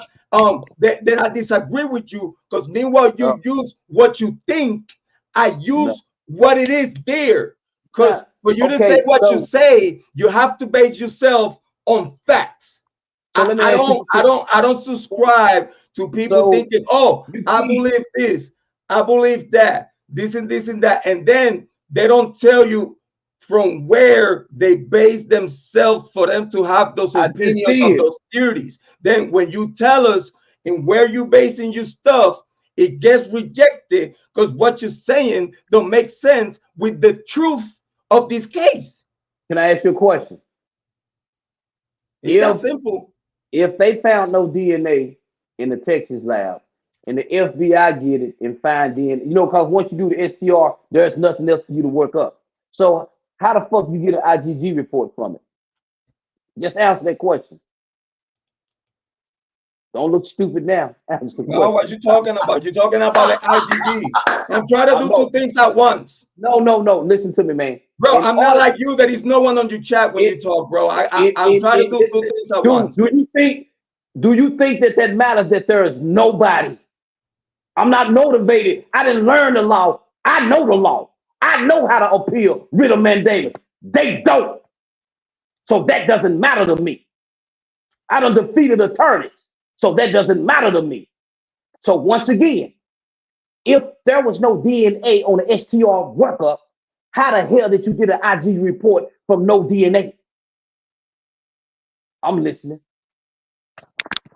Because they lying, dude. They fabricated this shit. What are you talking about? I already told you about this. Okay, now listen to what the fuck you just said. So how on earth are you going to believe them on one hand when they made up something, and you going to talk about it's an IgG? Because I believe in what the court says more than what you're talking about, because what the court has shown, it contradicts everything that you're talking about. What you want me to do? Do you want me to follow you? You want me to follow you while you say shit that is already proven in court that you talking crazy? If you believe what you want me to do as a grown-ass man? Follow someone that I already know, does fucking know a fucking thing? I understand your frustration. Of course, because you're my guy. And it frustrates me that not even me proving you wrong in front of people. You don't change. You stubborn as fuck, bro. I prove you wrong since 2022. See, you keep I'm not trying to prove you wrong. I just show you how I'm right. Because if I didn't care about you, I don't give a fuck if you're acting cuckoo and talking shit out there. I wouldn't give a fuck. But you're my guy, bro. You're not making sense. You just confirmed that they made up the IGG report. You just said this, right?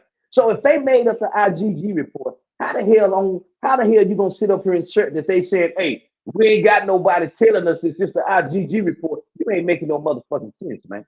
They have to. But once again, you just confirm what I'm saying. See, I know a whole bunch of people that got people locked up in prison. They poor as fuck. People manage to go see them across state lines all the time. So the Kohberger family give you this bullshit excuse. If they really believe that they son was innocent, why ain't they started to GoFundMe like everybody else be doing? Come on, man, wake the fuck up. The FBI is not always, listen, he said it clear. The FBI not always required to disclose their sources of information, and then say under the Freedom of Information Act, the FBI can withhold information, including identities under certain exceptions, particularly those related to law enforcement, national security, and confidential sources. However, there are limitations, and the FBI must disclose information requested unless it falls under a section of national security. I just rest my case, Mr. Knucklehead.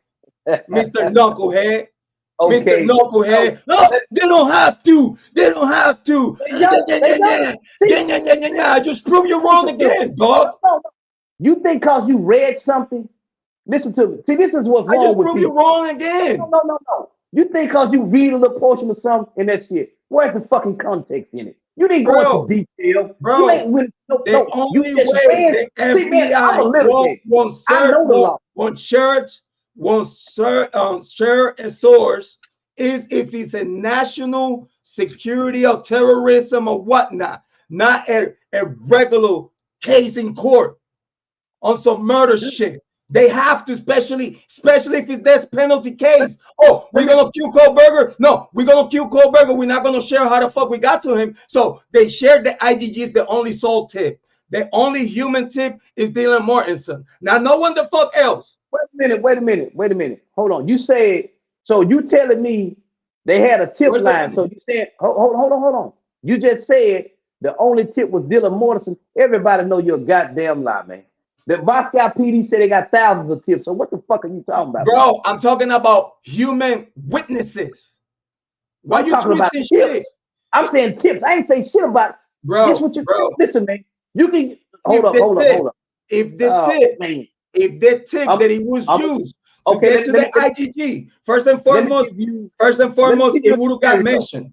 First and foremost, let me give you a scenario. Let's say me and you. All right, cool. Hold on. Before the IGG, if it was any type of information for them to then use the IGG for it, they have to say it. They have to. And they have not mentioned it up to this day today, because everything starts in the IGG and it ends on the IGG, because they can't even use Dylan Mortensen for shit, bro. Okay, if I got a sister of Kohberger giving a tip for them to then use the IGG, and that tip got to the arrest of her brother, they will have her on minutes.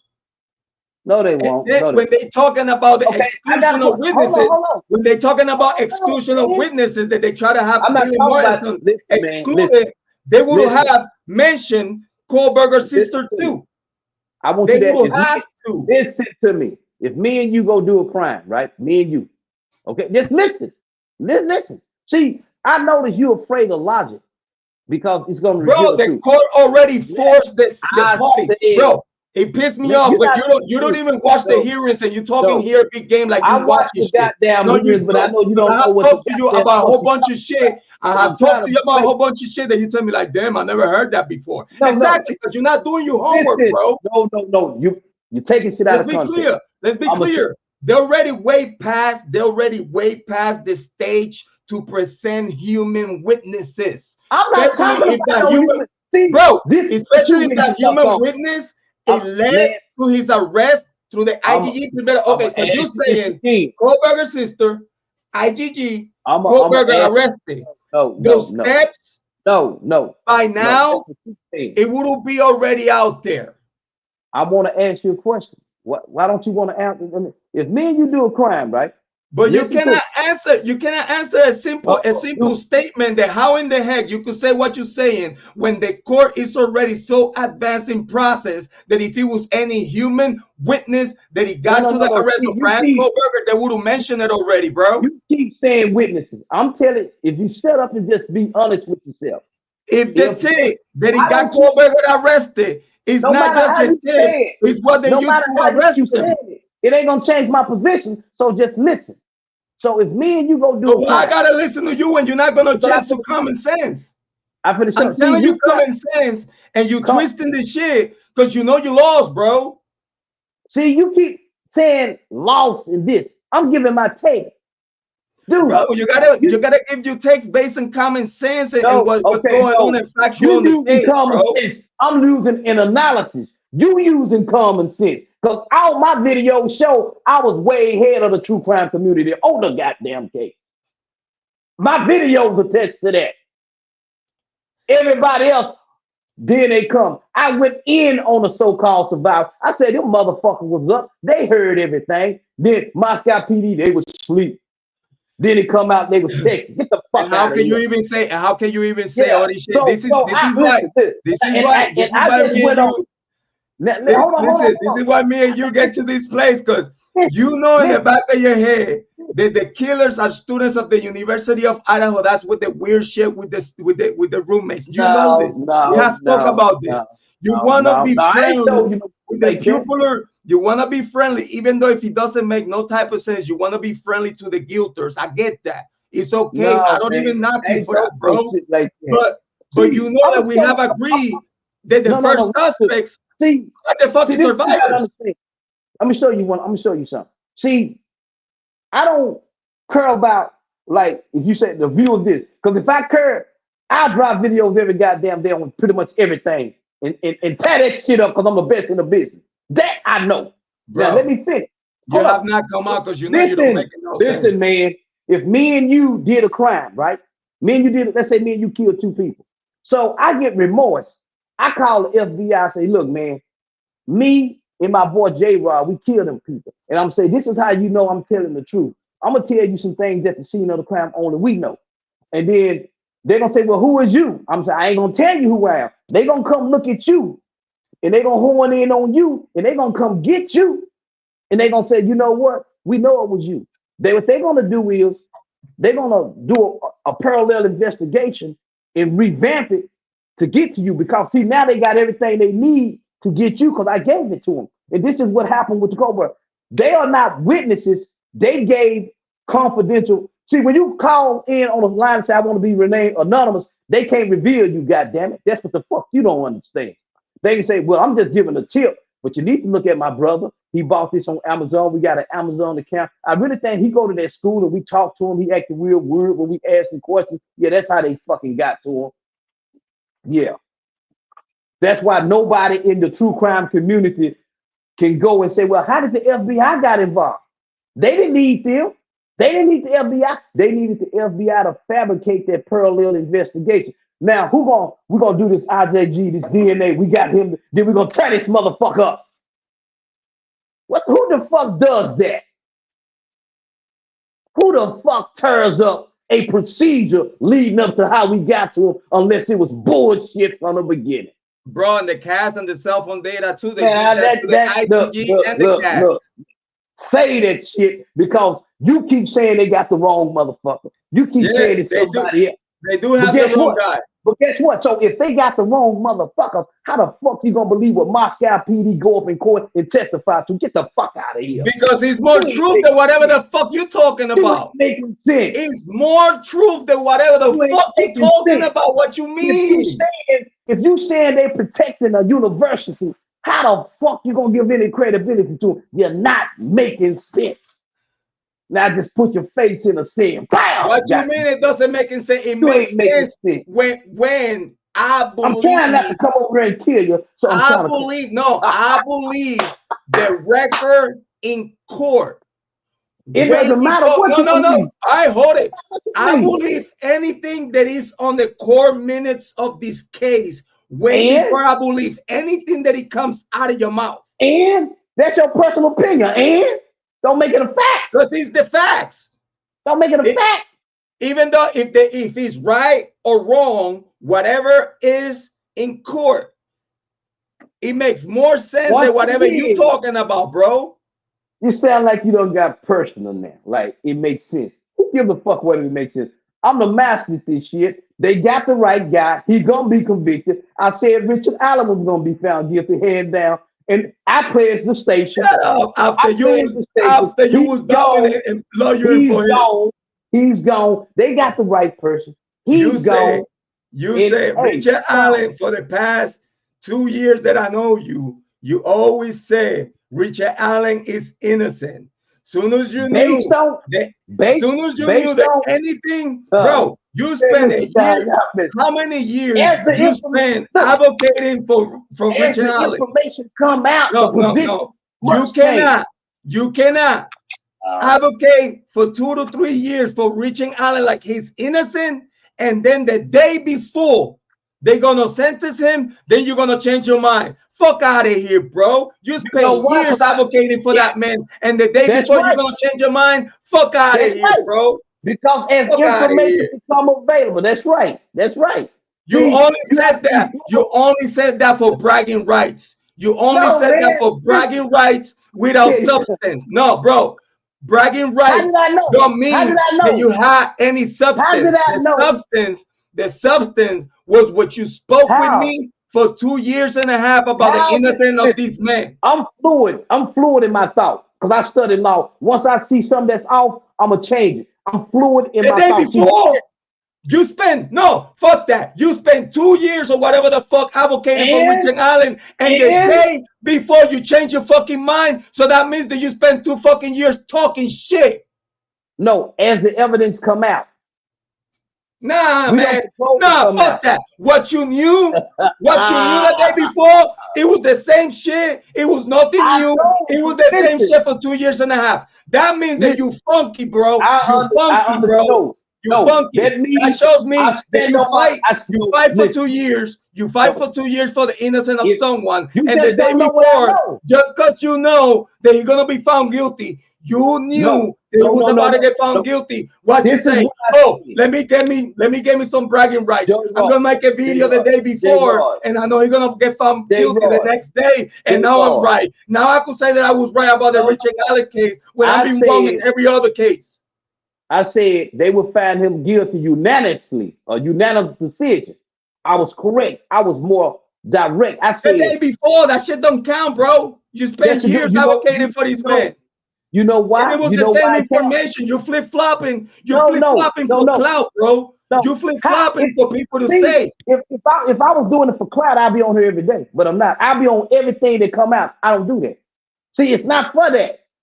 And I would be the best at it because some things just don't fucking interest me. I'm telling you, you got to be fluid in your thought. You going on common sense. I'm going on legal analysis and the evidence. Come on, pro at what I do. So I'm not gonna. You go, the Moscow people. No, man, listen. You keep saying Kohberger is innocent. They framing him, but on the other hand, you said you believe what the prosecution said. You a double. Over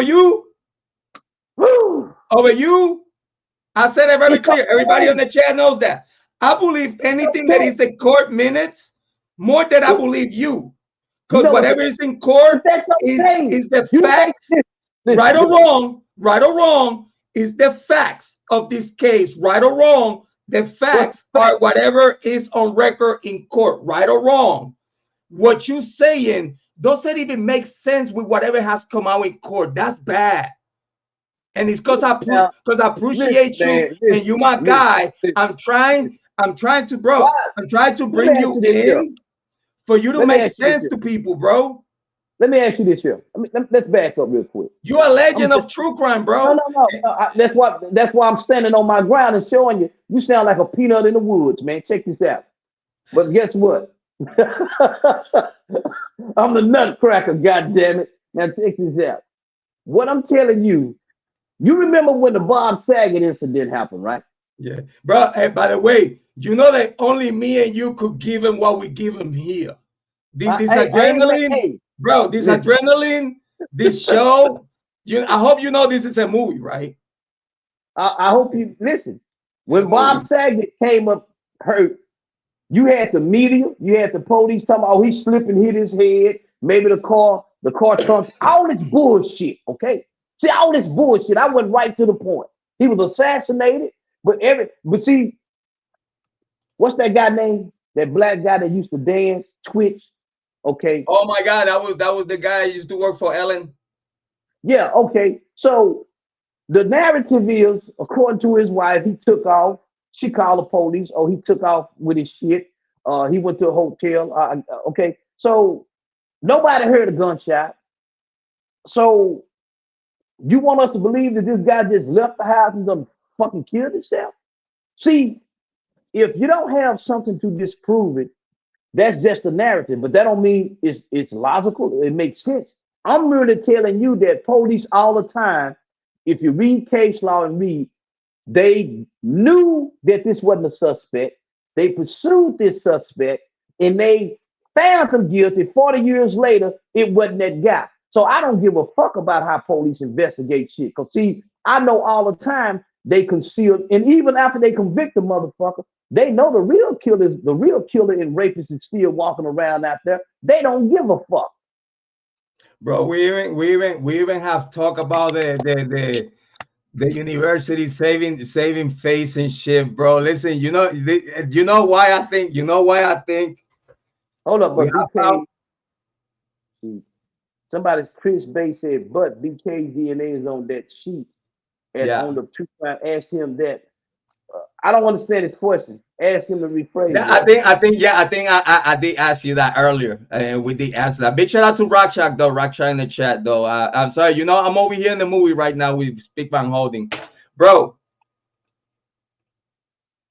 We have spoke about the university saving face because they would have lost a lot of money, bro, if it was even found that peers were the ones that they killed the victims, and we have spoke about it because I don't know if you remember, we was trying to make sense on the reaction of the roommates of the and the way everything is being shared. Because if you ask me, bro, again,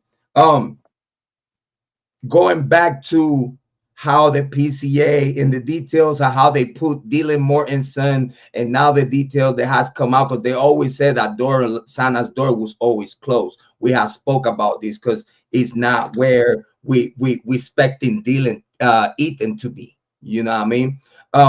But then it came out that me and you was right. That door indeed was open. Yeah. And and we spoke about if we know, big shout out to Rockchak. Thank you for the membership. Oh my God, thank you, Rockchak. I missed that though. Thank you. Big shout out to Rockchak. Thank you for the membership. I appreciate you so much. Big shout out to Rockchak, Matt, love and support. I don't want to lose my train of thought. When all these debacle forest at the of the roommates, we did agree that if by any chance, due to the blood that must be in the hallway, you know what I mean, between third floor and second, like between victims, between victims, we expecting blood everywhere, right? So if Dylan Mortenson was running towards the first floor and she seen the door open, she definitely seen Ethan on the floor, because in the forensic, what was sharing forensics before the gag order, it put Ethan before Sana. Like if you walk, you will find Ethan way before you get to Sana. So if that's correct, even though if she didn't see Ethan, but just playing devil's advocate, but just seeing Sana on the floor, automatically especially when you say that you scared and now you're calling people because you scared and this and this and that. That shows and tell me, at least we could agree and disagree with this, but it tells me that she's seen the scene, like she's seen what was going on. And they said that happened early in the morning. We're talking that this is like what a 5 o'clock in the morning event, 6 o'clock event, that she moved from her room to the bottom floor. Yeah, she had to see something. Well, ask yourself this: according to them, what they just coming out with now, they saying that during the time these murders was going on, Bethany and Dylan was texting vigorously. Right. Okay, but remember, they said these people was asleep initially, right? Right. So we see that Moscow PD or any police department will. Now we don't know if they lying or not. I'm just saying I knew they was up. I knew that she did not open that door and see Bryan Kohberger and freeze, because her ass would have been frozen for real, dead. So that's some bullshit. Just like you said, and I do believe when the 911 call came, that shit was staged. I believe the police was there before the 911 call was made. They told them what to say, because how the fuck you not gonna see all this goddamn blood? All right, they cut up fingers here, damn near off their shoulder probably. The coroner said it was a bloodbath. Okay, so I know you smell the fecal, the shit, the piss. I know you smell it. You smell the blood. So what the fuck is going on? So it's just one of them things from the beginning. When it first happened, I said they know something, and a lot of people said, "Oh, they young, they was in shock." That's some bullshit. You just got to use your common sense when it comes to that. If I'm in the house with you, we in a party house, I'm not gonna fucking text you. I'm gonna come knock on your goddamn door.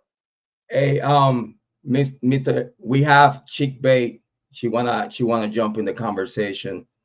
Big shout out to Chick Bay. Thank you for being here. We're speaking to Speakman Holding, and we got Sheep Bay. Sorry for the way. We was over here in the movie.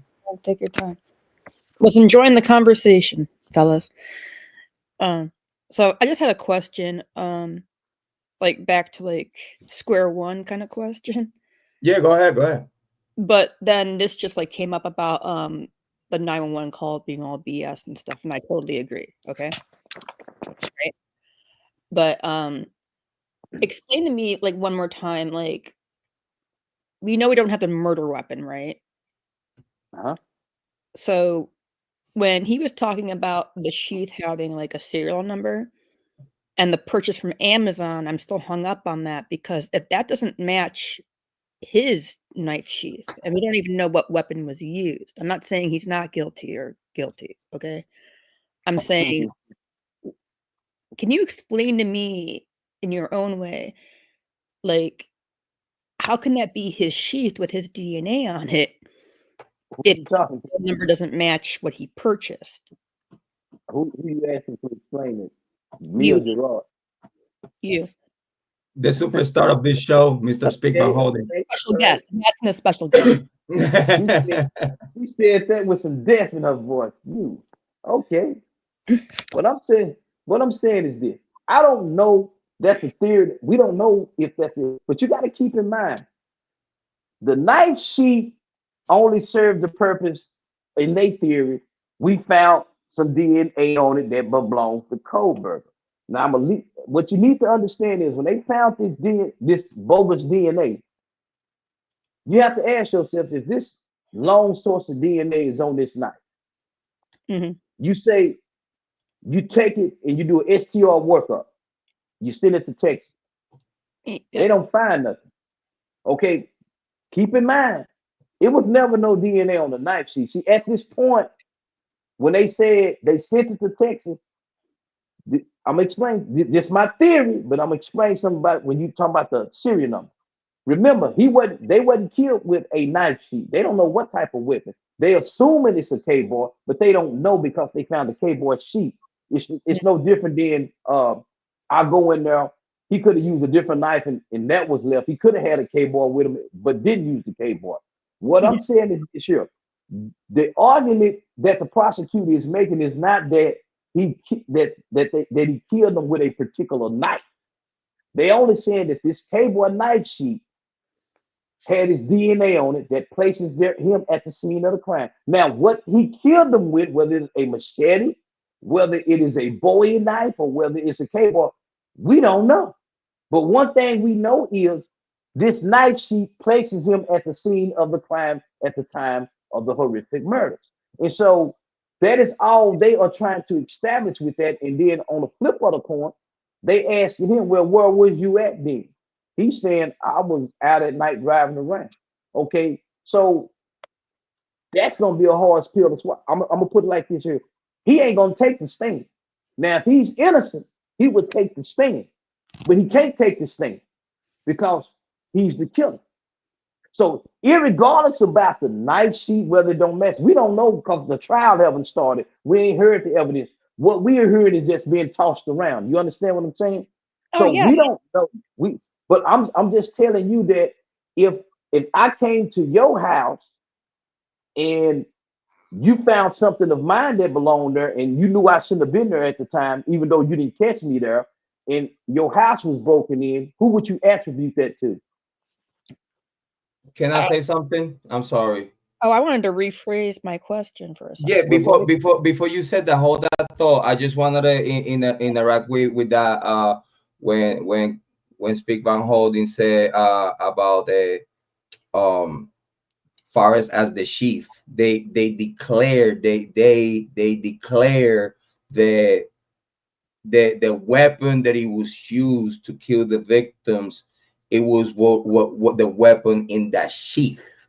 That is going to have to be an argument between experts in court about that. But as we speak right now, your argument, I accept it. But at the same time, the prosecution alleged the knife, the K-bar that he was in this particular knife sheath was what it caused the death of these victims. I'm sorry. Go ahead. Well, I mean, on that note, autopsies will prove if one or different weapons were used, right? Yes, if I'm not mistaken, it's not concur. It's not concur. Like it's not finalized far as forensic work and definition that a K-bar was what was used. Like they left it in the air. Trial, I think. Yeah, they can't. Yeah. Even the forensic cannot determine what type of weapon. And no, so they can determine if it was like different, like something or other. You know, they can't like the manners of death, like how you know like how they die, like the reasons why, or a knife. You know, right? Well, here's the deal. We know that they bled out. We know they died from the wound. That we know. But what type of weapon was it? A Bowie knife, a K-bar, or they can't determine that. They don't know. And so this is why it is really irrelevant if they say, oh, the serial number. They never said that he killed them with a K-bar knife. It's a possibility. They just said the DNA places him there. It's just like my point is my point is the knife sheath had DNA on there, so they say. Okay. Are we to believe that actually is true? In your opinion, is it plausible that that information was false, and that's how it led to Brian Kohberger? Yes, that is. I do believe that, because when you look at the fact that if this just back up, you find this DNA on the knife sheet, but you find other DNA around, but you don't work the other DNA up. The reason why you don't work the other DNA up, because you have a positive identification from the family member that this is the motherfucker that done it. You still have to try the other DNA that it was found in the location, and they have higher quality of a sample of DNA on the other samples. Well, if they do that, transfer DNA. They were trying to finish our conversation here. I have one more question for you. By the way, let me mute myself. I want Chick Bay to finish what she started. Yeah, get out of here. Okay. Anyway, I think we're alone now, right? Yeah. So if it's plausible that DNA wasn't actually on that knife, but that's why he's in prison. So my question is, what makes you think he's still the guy, even though it's plausible it's not his sheath, or they planted the DNA, or something? Okay, let's go. I got you. Now, That's you my asking last some slide. very, Okay. yeah, you making some great questions, and I like them. Now check this out. All right. Once somebody say, look, I know this, just say me and you brothers and sisters, and I tell you all the time, yeah, you know, I fantasize about doing this and getting away with it, then investigating. You're gonna go to looking at me crazy, but down through the years, I'm telling you these weird stories. You know, I'm going to college to study this. So it happens. I come home from Christmas, we at the house, and you ask me, hey Van, what you think about the murders over there? I don't know. I'm acting weird. So you get to thinking, yeah, this don't add up. So you go check the Amazon account that y'all share. Sure enough, he bought something like this. Okay. Now we don't know. We theorizing. Then the sister probably say, "Hey Brian, when did you buy this knife? Where's that knife you bought?" And he's already walking around the house with gloves allegedly. So this is enough for one of the sisters or a couple or the whole family to say, "Hey, we need to tip them off, but we don't want them to know that we tip them off." This is where it gets tricky because, see, if you said you found touch, this is tricky. Touch DNA. I know what that is. Mm-hmm. Okay. But it's only on a knife button sheet. See, the only reason why you would say that is this, and it's other DNA that you don't want to work up. It's because you already got your guy. See, there's no need to work up this other stuff because we got the guy. But what we need to do is a parallel investigation to make it look like this is why I tell people look up parallel investigation. We need to create a different avenue so we can say we got to him like this. So this is where this fake IgG report come in at. Now Yeah. remember this. Why would an FBI, a seasoned FBI agent, work up a DNA profile and then destroy the steps that led up to it? It's like this here. You say, Van, how did you make this pie? Well, I destroyed all the ingredients, but here is the pie. Okay, you want to sell me this pie, but how the fuck you want to sell me the recipe, but how I'm gonna recreate it without the formula? You see what I'm saying?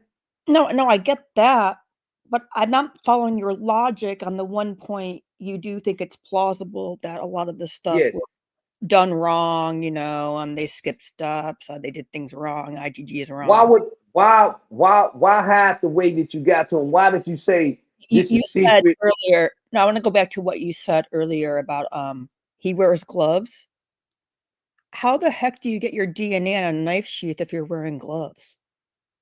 Well, that's the thing.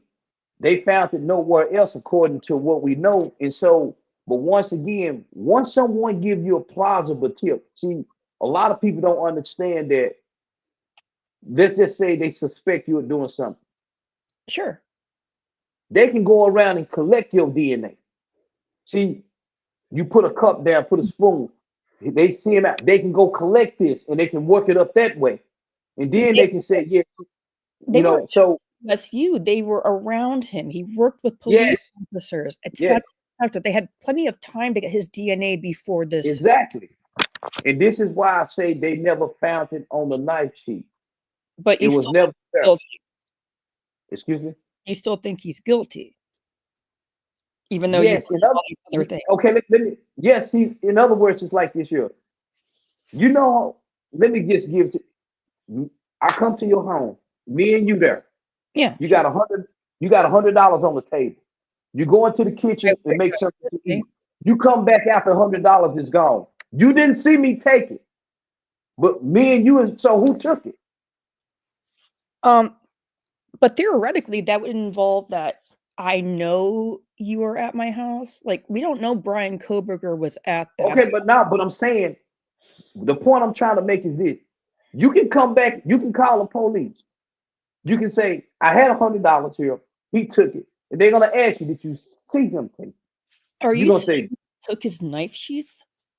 No. What I'm showing you is this here. You can deduce a fact from a known fact. Yeah. In other words, they knew that this was the guy because his family put him onto him. But they can't let that be known. They don't want that to be known. Because then him going to trial he don't really have no defense. So are you familiar with a parallel investigation? No, but I am familiar that Bryan Kohberger has actually been in contact with his family, and they actually are very supportive of him. And I don't know. Yes.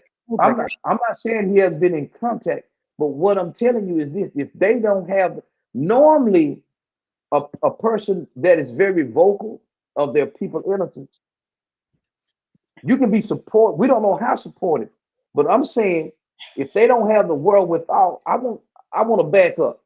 Have you ever heard? Testify. I think what you're mad about is that he's No, I'm not mad. I'm not mad about anything. Or you're maybe mad's the wrong word. Okay, sorry. He's exercised his right to remain silent. He's not being vocal. And in your opinion, I think you said earlier on the show, you don't think he'll testify. And I know he won't. He'll testify. That's I what guarantee you he won't. Taylor, meanwhile, is saying, I'm worried about his ASD if he testifies and all that. And then Hitler's saying he needs to get on there in order to bring up ASD. He needs to voluntarily get up there and say it, which means he has to give up his right to remain silent. And I'm going to end on that note because I think I've said enough before I get mad. No. Listen. But I do appreciate that you let me on, and I will. What you getting upset about? I am not upset. I'm confused because we agree on so many things. Chick Bay, I want to let you know that you are at the right place for conversation. Listen, we appreciate you. That's why I'm quiet. You are very so welcome, and I'm gonna shut off my mic. But I'm gonna mute myself because I like the conversation. Wait for a second if you have something to say. But then real quick though, would you think Mr. Speakman Holding and Chick Bay on this hot take that I want, this hot potato that I want to throw at you, if they would have any IgG DNA work that tells them directly that it was Mr. Kohberger, explain to me how the DNA work came back 100% of 100% on Kohberger Sr. and not Bryan Kohberger. Because if you have an IgG that it took you to say is Bryan Kohberger, when you get DNA, okay, it'll tell you, no, that's not the DNA that we're looking for, because that's the DNA of their dad. No, right?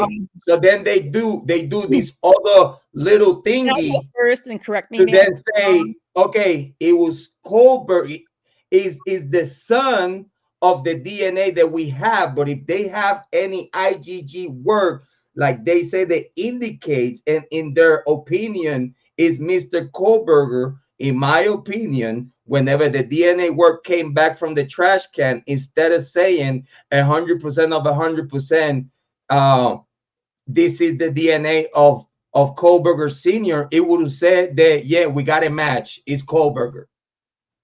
Instead of do that other step to then say, oh, okay, is the son of the DNA that we have. I think that was some other bullshit that they add on to it to kind of like fix it. Jrod, I mean, you're right. That's the thing, okay? They already had Bryan Kohberger's name. They needed his DNA. They needed the IgD to pinpoint the DNA left at so-called the scene on so-called Sheath, right?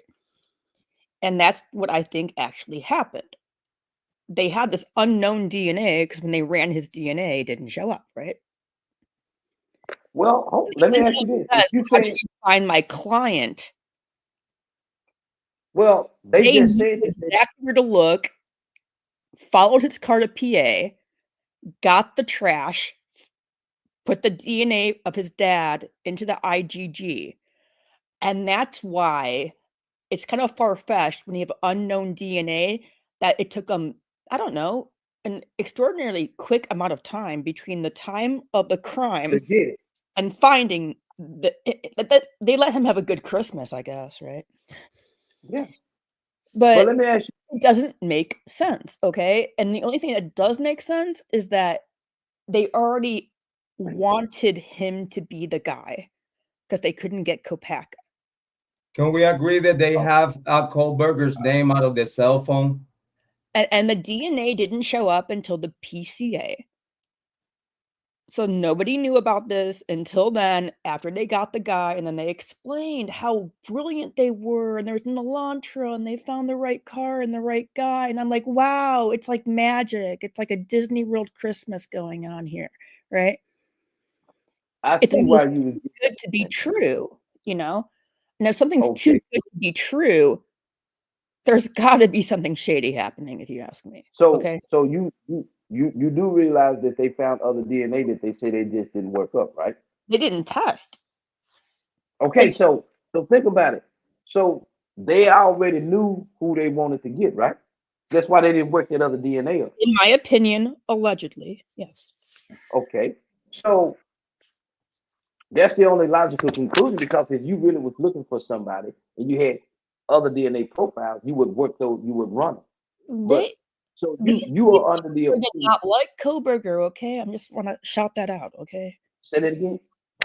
They didn't like him. Pullman police didn't wanna hire him. They Okay, thought he was weird, you I, know, and all this stuff, I right? got you. I don't have no problem with your take on that. So I think I know where you're going. So you basically saying he's innocent. There's nothing wrong with that. No, I'm not You saying sound like he's innocent. I'm saying you can't prove he's guilty doing the stuff that you did to prove he's okay. Check this out. and I have a But reason for why I say this. hey, I And agree with you. had a But different what you have to before. understand is when it go before the jury, it's the jury going to determine what to believe. That's not the point. And it is the point, because that's what it's going to boil down to. No, you're missing my point. My point is Ann Taylor had a case before, look it up, okay? It's about shady police work, bad investigation, cutting corners, you know, breaking rules, breaking laws, basically, right? To get to the person that you want to get. You're not doing it the right way. It's a technicality, basically, right? And she got that guy off the hook, even though he was guilty, and then they retried him and whatever, and now he's in prison. Right? Yeah. So I'm not saying BK is not guilty. What I'm saying is Ann Taylor is right to point out the way they got to her client was wrong. And they can't Okay, but prove how they did it. And the FBI erased how they got to the ID. You know what I mean? Like the whole thing is like I agree. This is what you call a parallel investigation. They not see. This is why they don't have to tell you. But at the same time, we need to understand: was the way that they got him in a violation of his constitutional right? If it wasn't, they got, and if it was, they have to prove it. But Ann Taylor assisted them in being able to doing this here by waiving a speedy preliminary hearing. Had he had the speedy preliminary, like either Brian Kohberger is a mastermind or he's a complete idiot and a moron to let all these mistakes just pile up in front of him, and it doesn't make any sense. And they're like, basically, it's like you're in a classroom and he's the nerd and all the popular kids are picking on him. Listen to SG, Steve, talk about him like, oh, he was jealous, you know, because these are the cool popular kids and he couldn't hang out with them. And like that kind of rhetoric tells me something. Those are red flags, in my opinion, right? They're going after him. He's an easy target. Okay. That's my opinion. And I'll let it go from me. I got it. It's nothing wrong with your opinion. Because if we knew the facts, we'll be extraordinary. We'll be solving crimes everywhere. There's nothing wrong with a difference in opinion. Yeah, I know, but this is the Disneyland princess version of solving crime. Like, we have the Elantra, but at one time it was a Sentra. And also we got the year of the car wrong. And also we couldn't get his DNA, so we had to we let him drive to Pennsylvania? BS. I got one question for you though before you Sure. you run away. Thank you for talking, though. Thank you. Oh, hey, I love it when I love your questions. I love your demeanor and your tone. Thank you. Um, I like thank you so much. And I want to ask you this here: if he's innocent, he got it right. Why don't he want to? You know, he's not going to take the stand, right? You understand that? Because I actually do believe he has an autism spectrum disorder. He has a condition, brother. They're gonna judge him for it, bro. Okay, He hold has on, a condition. hold on, Jrod. Hold on. Don't go to spitballing right now. I'm talking to a scholar right now. You sound better than No, I mean, like, have you seen the body cam thing? Like when he was like talking to the cop about. I haven't seen it, but even if he have autism, okay, imagine he if said he haven't seen it. And you do homework on the Idaho 4 case, do you? Hold up, guys. Sorry, it's hard to be the only in the room. So remember that footage where Ryan's like going off about crosswalks and like in PA we don't have it. Yeah. Okay. It's like really weird. That's the autism I'm talking about. Okay. So you know, like that's what I mean. Look that up. It's hilarious because he's like, but where I come from, we hardly have any. I don't know what you're talking about. He's like a man child. I know it's dump, you know. And I'm like, there ain't no way this dude like stealthily walked into a house, casually opened a door. Okay. Is there anyone here? You know, I know y'all about to die, right? I'm here to help you. I'm saying if this guy's innocent, he should take the stand. I'm sorry. But if he don't take the stand, he's gonna be found guilty. But see, an OCD guy that hates germs and dirt is gonna go around and create a big scene like that. Where he's wearing his gloves, likes to separate trash like a maniac. That he's just go around and make a big mess. I don't think so. A germophobic person is gonna be in the pool of blood. Yeah, tell me about it. I'm only saying, like, hey, we all got our opinion. I'm right? saying he could. If they were screaming on any ring cams, it was probably Bryan Kohberger going, "Ew, I didn't know it'd be this messy." Okay. Y'all really, y'all just don't know the Kohberger. That was the blood they heard. Okay, let me ask you this here. So you don't believe he the killer, correct? I didn't say that. I said I don't have enough evidence. All right, I got you. You know, I believe that because I have watched her content before. I believe that she's straight cutting it down the middle. Like listen, guys. Okay, if you have the right guy, it's certain hurdles that we need to meet. We have to get to a you know what I mean? Like we need something because what we have right now, and again, it's like I tell people, I'm not a pro-burger because again, I could give a fuck about what happened to him, but I'm here for the victim. So in my opinion, if the guy was the killer, right, we would have such a substantial information, at least through the grapevine, they would at least give us the peace, the mental peace and healing, to be like, you know what, they got something here though. They got something here. Justice is coming. But then when we see the situation of they playing with their food, because we try to keep you distracted because we're doing something else over here that I don't want you to see. And then before you know it, we have a 911 call released. I mean, like, I haven't read this emotions in my entire life, you know, and it's bad when you hear the 911 callers gagging on the phone, and you hear the cop radio on the callers sound, and way before they even announced that the cops are here. Have you ever been like on a team, like a baseball team as a kid or something, right? And your go ahead. Background telling you. No, you know what? The thing is that, okay, if this is a pass out roommate, why are you freaking out?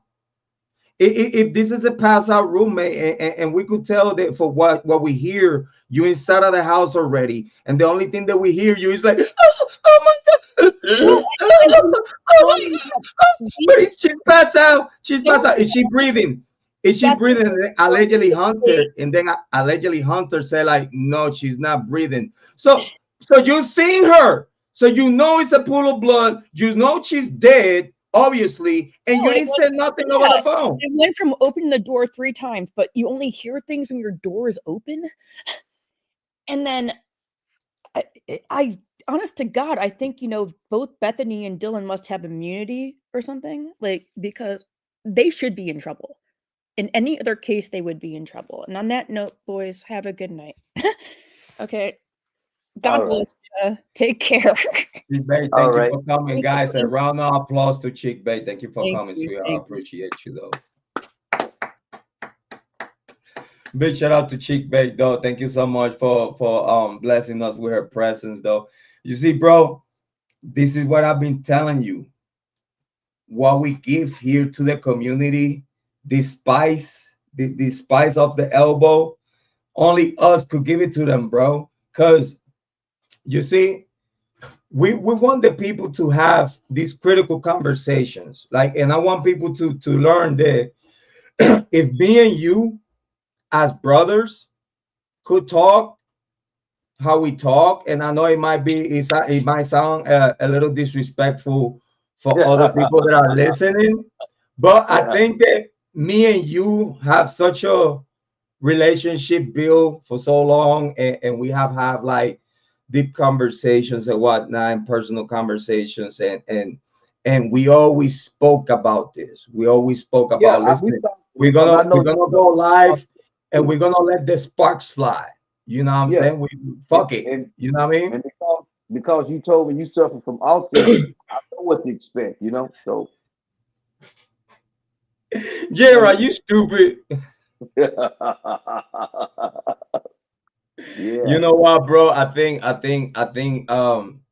anything that you want to add up, because I think we have a good show. I think we have a good show. I think we give them something good for today. You know what I'm saying? Because we need to leave something else for tomorrow whenever we come back. You know what I'm saying? Anything you want to add up in the conversation, though? I disagree. Before hold that though. How you feel about the Sheath serial code?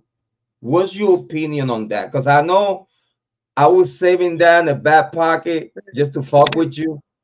But what you got? But knowing that every Sheath, the particular Sheath that they talking about, it has a serial number for sure.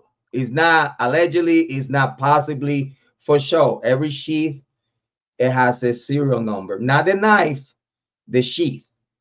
How you feel about that? It's not about how I feel about it. What you have to understand is. But does it change anything? Does it make a dent? No, it don't do. This is what I want to explain to you. Because they don't know what particular sharp object was used.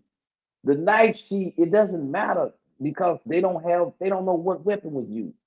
What they are saying is this: the state is building their case. They want a conviction. They want to show a casual connection between the knife sheath and the murders. And the fact that the knife is missing or whatever Mr.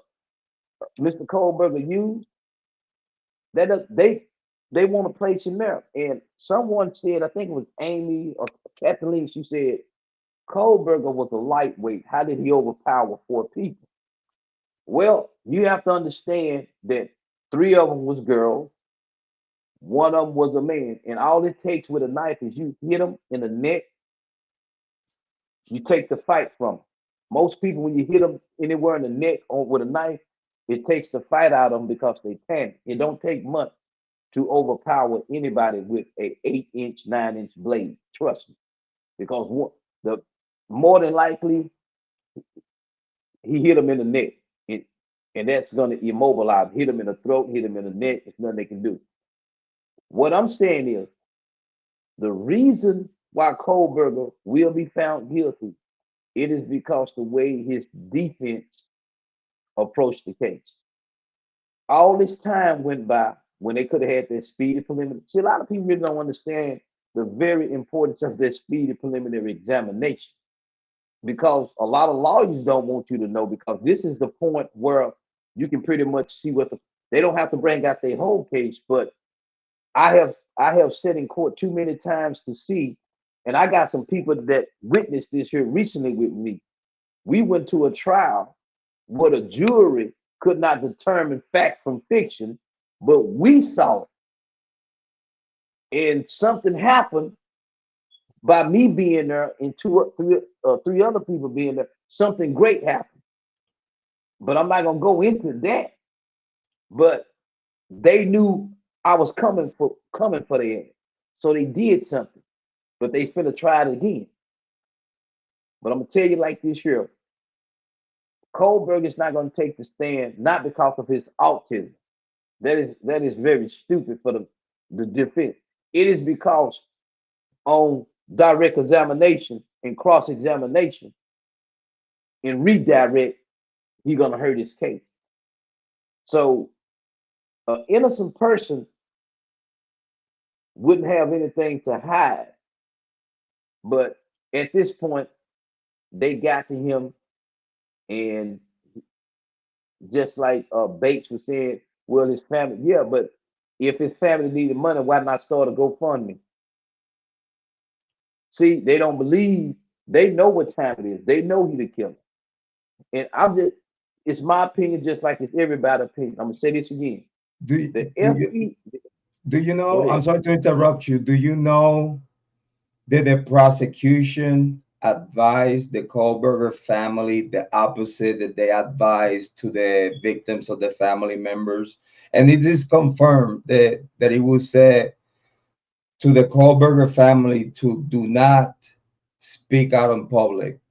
The prosecution told the Kohbergers, do not speak out in public, but they didn't tell that to the Goncalves family.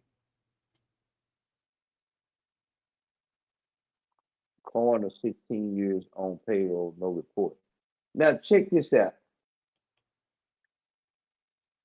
The prosecution will say a lot of things, but see, what the prosecution is for the state, the prosecution is not for you. It is the prosecution's job to seek justice, but most prosecutors, they seek a conviction. You got to always remember the position is this. If you're an innocent person and you go to court and they ask you how you plead, an innocent person that's truly innocent will say, not guilty. And if you couldn't connect me to these murders, these are 4 horrific murders, I'm going to grant you, I'm going to say not guilty, and I will be found not guilty. But see, he had everything to do with the murder. That's just my opinion. Once again, they didn't get to him through no IGG report and none of that. They didn't get to him through none. Who is that on popped up in there? Who is that?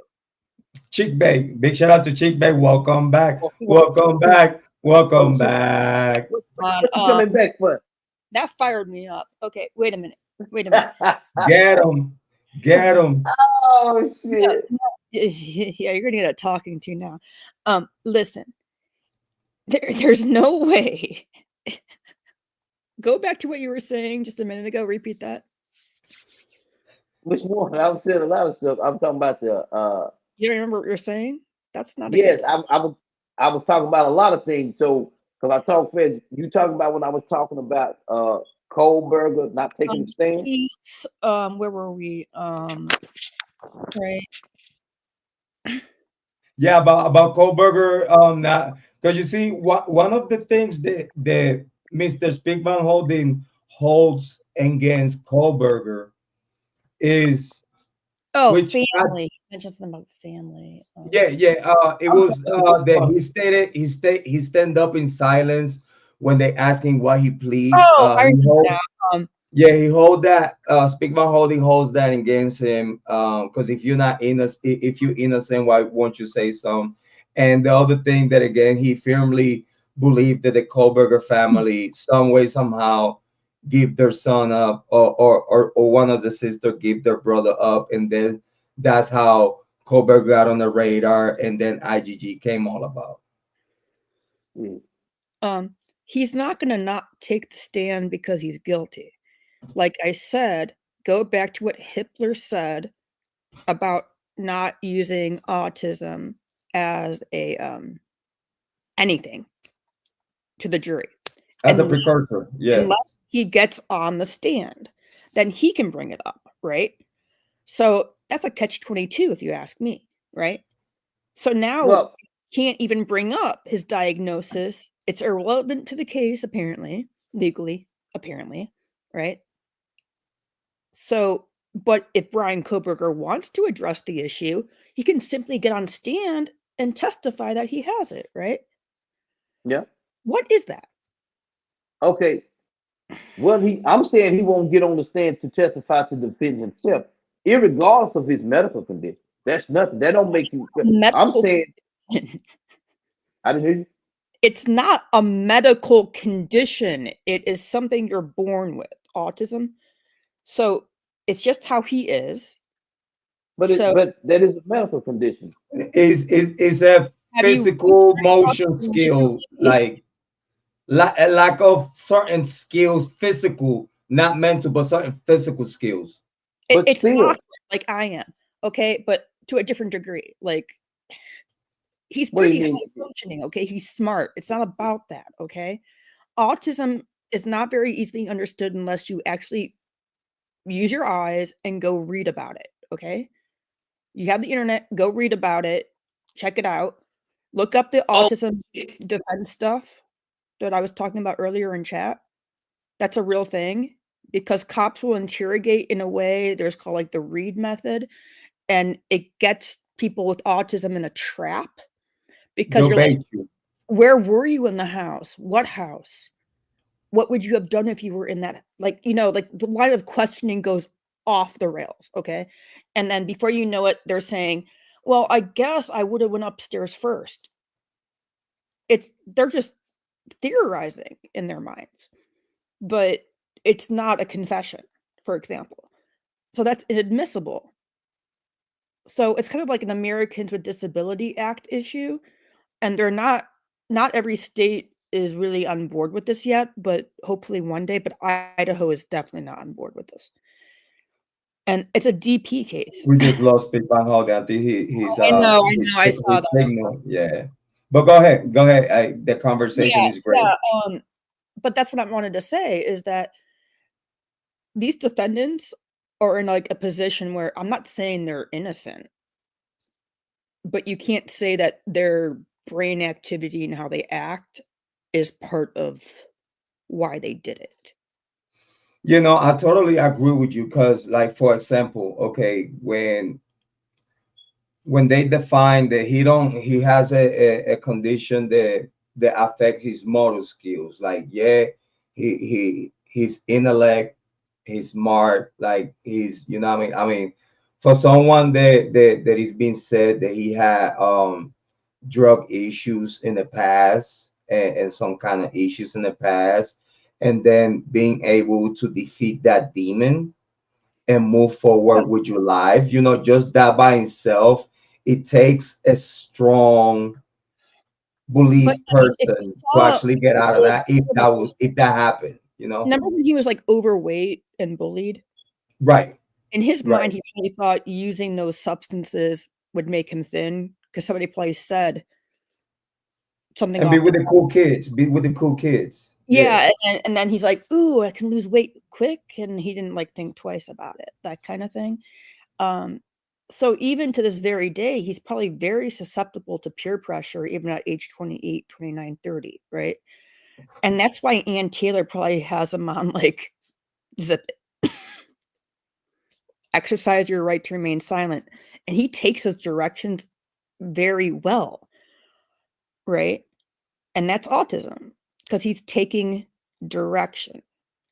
Hey, try this, you'll lose weight. Hey, shut up or you'll lose this case. He's just listening. He's not the leader. He follows the leader. You know the problem that I have with this whole case? Everything. Besides that, though, that's like the basics of it. But the thing that it bothers me the most about this case is after so much information has come out. Yeah. Even in the beginning of the case. They always, just because it was no making it make sense. It was no connection. Like they knew from the top. Yeah. They pick and choose someone. They just went, picked up someone. All right, let's use him. And you know how that works, right? Because police stations, they know everybody like in a jurisdiction or in a region. Yeah. And you know, the shady cops will have like a short list of people they would love to throw under the bus. But do you know that we spoke about? I don't know if you was here on the live stream that we was talking about that. Do you remember that home invasion way before Kohberger started living there? Is it about the car break-in thing? No, that young lady that that went inside of the basement and she got scared and she said that someone had a knife. No, but that guy was way too short. So, but the point, the reason why I'm referring to that particular situation is because his name came up way before he was even living in Pullman. So for them to even mention a Bryan Kohberger way before he was even a resident from the area, we're talking about that whatever they know about him is his application. Yeah, it is his application and whatever they have spoke with the guy either over the phone before he went to live there, because I believe this application was put together way before he even got there, if I'm not mistaken. Correct me if I'm wrong. Well, I mean, first of all, he got your bachelor's degree, he got his master's, he's going for his PhD. So at that point, it makes sense to go to the school that has the right program for you. At that point, enough people would have met him networking to know that he's a weirdo in their mind. The judgment kicks in, right? They don't know him. He's from a whole different state. They already hate outsiders by default. Apparently, according to Yeah, Steve, that's again as the story goes. even though Steve G is not from Idaho, he's from California. California, and Kiely was a California girl. They just died by himself. It brings hate to her by default. No, because Steve G is the kind of dad who's like, my girl's perfect, she's popular, everybody loves her, you know, that's my girl, you know, and it's like, it's so annoying to hear him talk about that. Kiely had all the characteristics of a girl that would behave. I don't know if you're a parent. I'm a parent, right? But if my kid is no longer with me under those circumstances, the last thing I would be running my mouth about is how cool and popular they were. Yeah, that wouldn't be in top. Am I thinking? Yeah, I mean, I have girls and boys, and God forbid anything like that happen. You see, it goes back to what people say that, well, not every parent moans the same. And I want to go back to my train of thought that I was trying to finish in a little bit earlier. I forgot about the it bothers me how people, due to it seems that is no motive, no connections, and nothing that it will make sense for Brian Kohberger doing this. The people is literally fantasizing and creating in their imagination that he bought a K-bar 8 months before the killing because he was infatuated with the idea of commit the perfect crime. All the way in every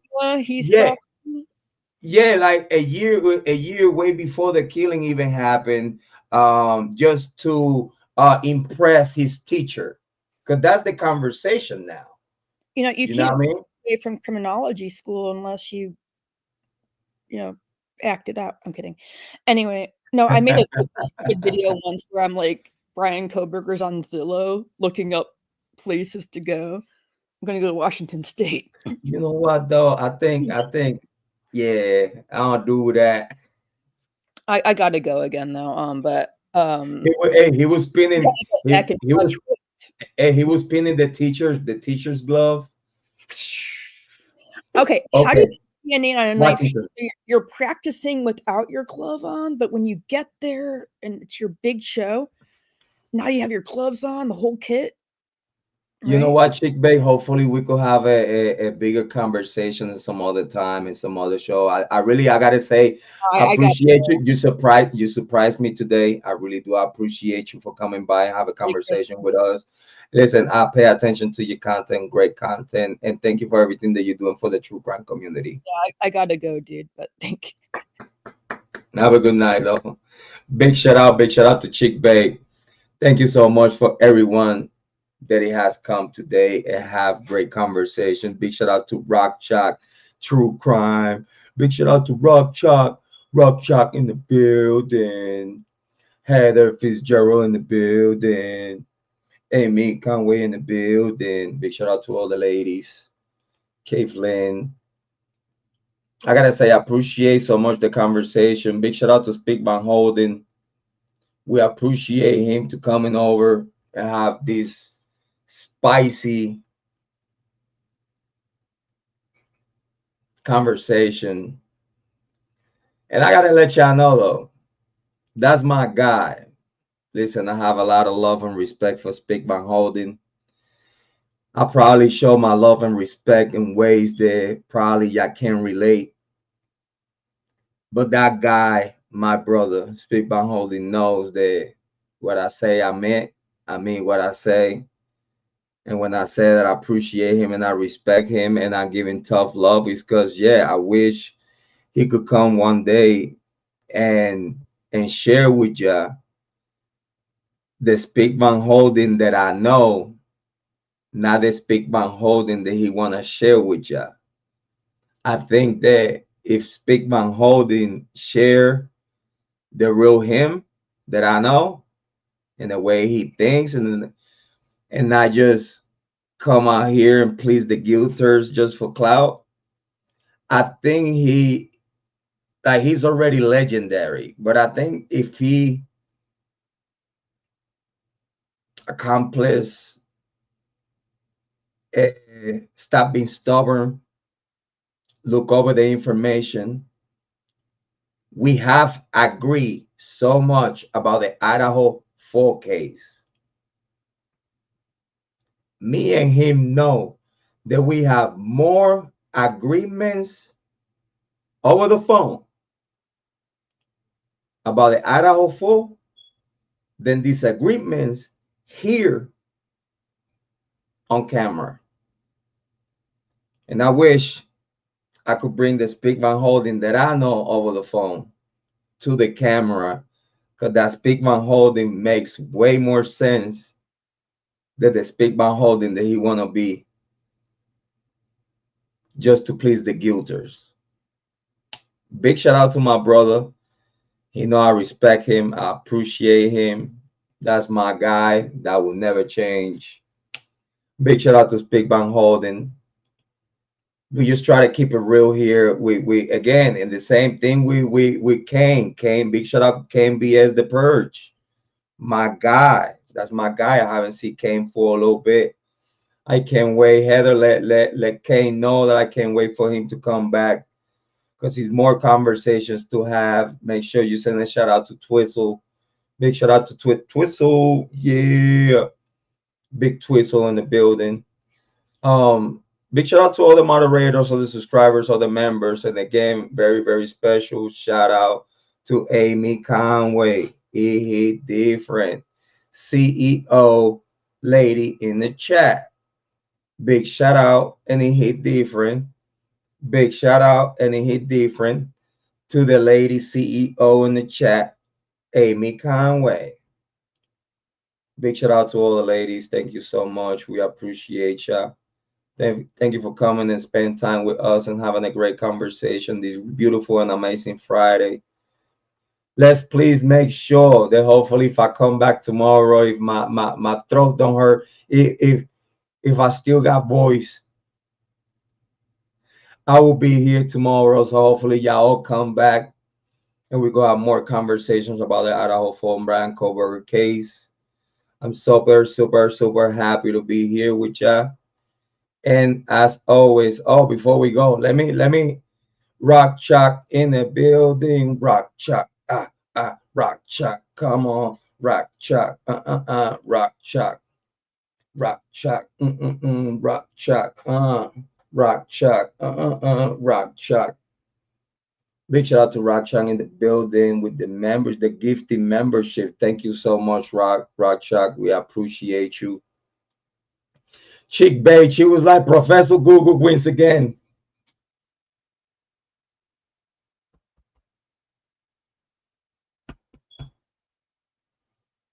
Big shout out to Chick Bay. Big shout out to Chick Bay. Again, Chick Bay, thank you so much for coming up and surprising us with your presence. Thank you so much. It's very, very so much appreciated. The same to Heather Fitzgerald. We have a lineup of beautiful, amazing content creators and moderators and members, and subscribers that come here and really are here to have a good time and have conversations, difficult and tough conversations about these true crime cases. And it's no better to, if we disagree, let's talk about it. You know what I mean? Like let's show tough love. Let's keep it real. Let's not how can I say it? Let's not be fake, because you know it's a big shout out to Rock Chuck with the 20 gifted. Rock Chuck, Rock Chuck, Rock Chuck, Rock Chuck. Come on, mama. Rock Chuck. Rock Chuck. Rock Chuck. Rock Chuck. With the gifted. Oh, hold on. 30 gifted from Rock Chuck. 30 gifted from Rock Chuck. Hold on. It hurts. 30 gifted from Rock Chuck. Hey. Thank you so much, Rock Chuck. We appreciate you so much. Everything that you do for us and everything that you do for the true crime community is very so much appreciated. Ladies, I think that we missed, before we go, we forgot to end the poll and show Speakman Holding. 26 people voted. 80% of 26 people voted. Did that make sense? You know, we got the haters watching. You know, we got the haters watching. You know, we got the haters watching.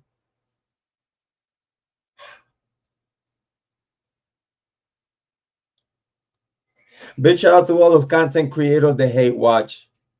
I really appreciate you, though.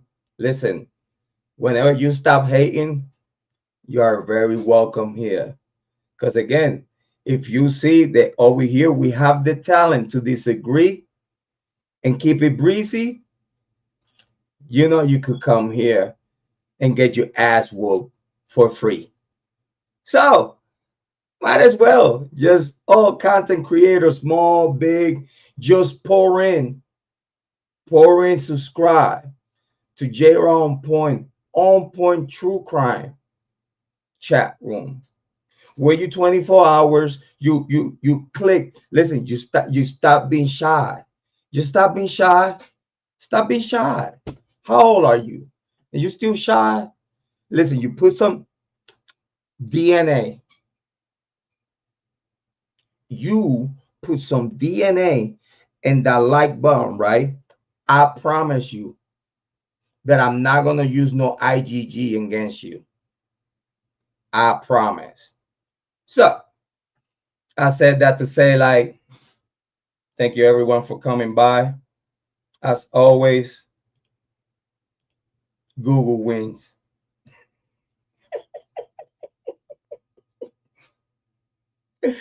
Big shout out to all the ladies in the chat. I appreciate ya. Listen, as always, your favorite brother, your mother's favorite son, the black sheep. Please make sure to always, you know, remember, and we always said this before we close, remember this. Believe in yourself, because I believe in you. If I did it, you could do it too. I ain't nothing special. I believe that you're going to take the best decisions in your life for yourself and for everyone around you. Oh, look at, hold on. We got what? Speak by hold on. Add to Yeah, stage. you Oh know, shit. my phone, What? my phone powered off. I lost some juice. You got Well, some very biased view. You got some very biased subscribers. hey, But listen, man. Listen, they love you. Listen, we got a poll. We made a poll. I saw the goddamn poll. That shit is They fire. said who makes sense the most. 20, Okay. 26 people voted. 26 people voted, right? Hell I of got making them eight. stock I got comments. I got 80%. You got 19%. But But listen, that don't mean nothing. you goddamn right. It don't mean a goddamn thing. Look where it's coming from. But listen, I'm so happy that you came back, bro. Listen, I'm so happy that you came back to close it out with you. I tried to come back 10 minutes ago. My phone powered off. When I'm looking at it, I didn't see I was out of juice because Yo, I wanna make sure that everyone, you know what I'm saying, they got some love. Anyone and everyone that has some love, you know, some coffee to share, some cigarettes or whatnot. Make sure that everybody hit the Cash App Legal Asset 24/7. Make sure y'all saying Speak Bond Holding some love. Make sure y'all subscribe to Speak Bond Holding. And Speak Bond Holding, now that you came back, brother, to close it out. Because I was about to leave, you know what I'm saying? I was like, hey, you know what? I wanted you was back in like, you know what? I got to mind my own business. I gotta go. I got somewhere to be, people to see. You know what I'm saying? So, and then I see you, and I was like, oh shit, the party just started again. All right, cool. But anything that you because I know you probably wasn't able to answer how you wanted it, far as to Chick Bay and her conversation. Anything before we go? Anything that you want to share or you want to say before we close? Yeah, I think your subscribers need to wake up. Uh, as I'm trying to get back into the live, I'm looking at Heather was saying some stuff. Listen, watch what you say. Watch what you say. You're gonna be in the chat. You're gonna be in the chat. Watch what you say. It's nothing but females in the chat. I know that's the problem. They can't think, man, and that's too bad. But I'm like, man, they all over my ass, man. I said, yeah, Bro, you know we cannot argue with them, bro. We're never gonna win. Listen, we could think that someone won between me and you. We never win. We never win, bro. Listen, we don't win. We just ride along. You know how I know I won? Huh? For that 80%. Well, see, I don't think a lot of you. Do you think they were biased? Do you think they were biased because they are my subscribers? Because these people in this chat that are your subscribers too. We do share subscribers. I know, but I'm saying because it's your platform, they bias. They probably just don't know any better. They probably can't think. You know, at this point, I'm looking at this shit. I'm like, how the fuck they think this guy right? This guy off the fucking rock. You know what I'm saying? He cuckoo. You know what I'm saying? How are they gonna think that Jrod makes sense? He's stupid. Well, listen, it is what it is. Y'all say Kohberger is not the killer. You're saying that he had. Look, we're gonna let it play out at trial. I'm just giving my opinion. His ass is over with. It's done. Okay. We need to have these conversations, bro, because we need to keep the open doors for conversation. Listen, this is what we're doing here, bro. Because it's a spicy conversation between me and you, between brothers that know each other, respect each other. You know what I'm saying? And even though we disagree strongly and passionate, right? I think that we showing proof to the community that two content creators could disagree strongly and they could still keep the peace, have a good time, let it all out on the live stream, and then everything is all good. Because at the end of the day, we brothers and we here for a common purpose that is for the victims. You know what I'm saying? So I appreciate you being so solid as you are. And again, I believe we are actually teaching the community that this could happen. Like, this is doable. like two people that has very strong takes in this case, and opposite side of the fence could come together, sit down there and throw elbows, and then just have something to learn at the end of all. But listen, you way past you bedtime. I know you broke your curfew. I appreciate you for breaking your curfew. I know you can't be up after 9 o'clock at night. I do appreciate you. You know what I'm saying, being able to actually get out there wherever you get out and be able to be here, because I know you're a very busy man. And I know you don't have time for these true crime cases, but that's why I'm here for, to keep you updated with what's going on. This is why I'm here. Jrod on point. Nice to meet you. I don't know if you're on point, but you are Jrod. I don't know if you're on point. Brother, anything you want to say to the people before we go? Oh, someone said, Amy Conway said, speak Van Blum. You know Howard Blum. What you say? She said, hold on, let me show you here. She said, Van Blum, like Howard Blum. She biased. Yeah, listen, listen, you know she got my love for you, bro. And we wish that one day you could see the light. You know what I mean? We only here for you. Listen, we understand that after, listen, I know after you cross a milestone, like, you know, I know that after, listen, I'm 2 years away from it, and I hope I don't go through it, but I know that after you hit 50, it's only downhill, and I understand what you stand for right now. Listen, it's all up. I'm here for you, bro. I'm here for you. You my guy, all right? How old are you? I keep you updated with the latest in the Idaho for Brian Kohberger case. I'm already up on the latest. You fed your station. Your station is mine. It's over with. Did you tell your subscribers that? Yeah. Did you tell her we gotta wait until the appeal, right? I don't know, because I'm just gonna give you a channel with the appeal, huh? It's over with. Hey, listen, we got a little bit of money. We got a little bit of money on that too. I could use that to take do some Chinese food. Conviction is what it said. Nobody knows here. You get ready to turn that station over. That's enough for buffet for the whole family. If you don't want to just hand it over, it's gonna be a hostile takeover. Why won't you pay that? Why won't you pay that now, so you avoid the issue and the trouble at the end? Like, you know, you never know what's gonna happen tomorrow, right? You know you out of there. You know you out of there. Hey, brother, I appreciate you. Listen, you listen, man. I cannot have no better brother in true crime, and no other better co-host than you, brother. And I mean that from the bottom of my heart. I really do appreciate you. Anything that you want to say before we go? Yeah, man. I had a good time on the live, and we'll do it again. I enjoyed your subscribers. I like them because they very engaging to the conversation, you know. And Bait, she popping on like she a mad woman or something. Like she trying to backdoor me.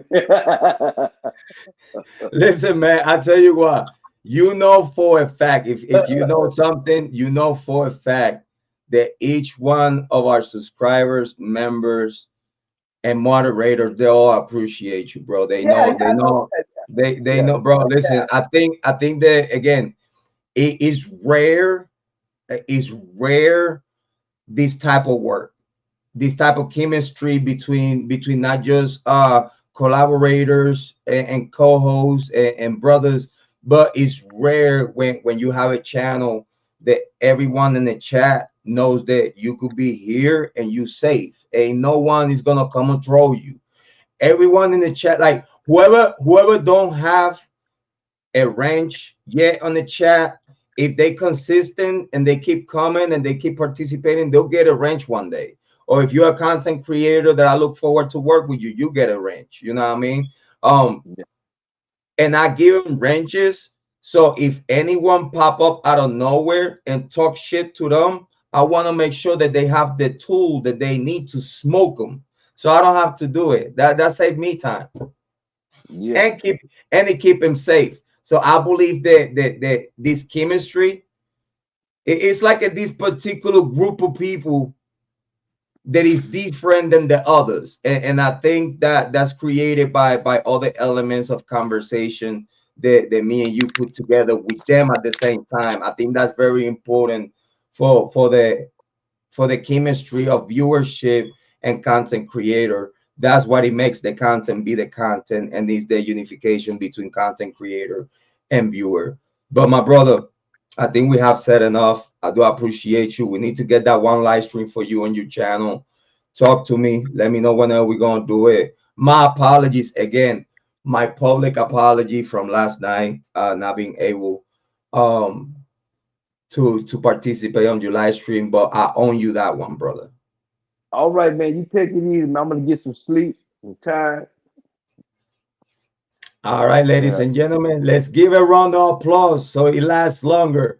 And we have him back again. A round of applause to Speed Van Holden. My brother, I'll see you soon, brother. Next time, tell your subscribers to put their thinking cap on. Listen, be nice. Be nice.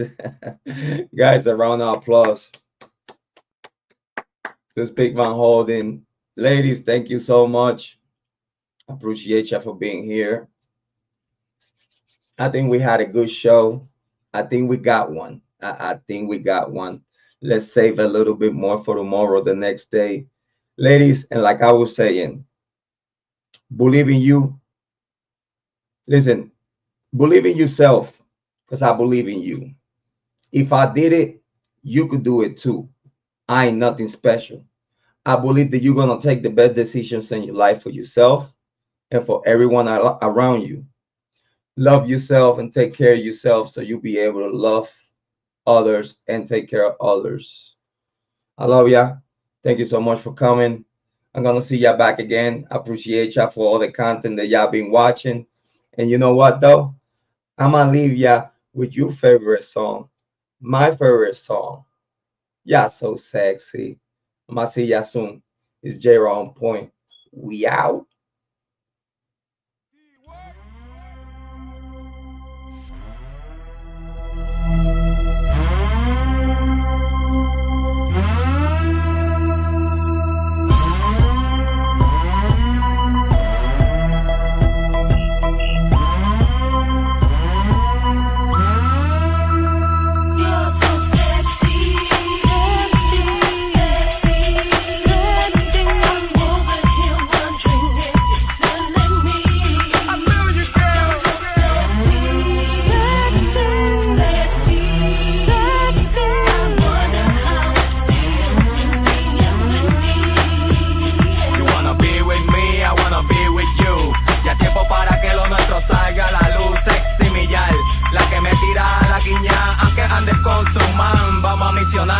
Come over here and let me know your name, boy.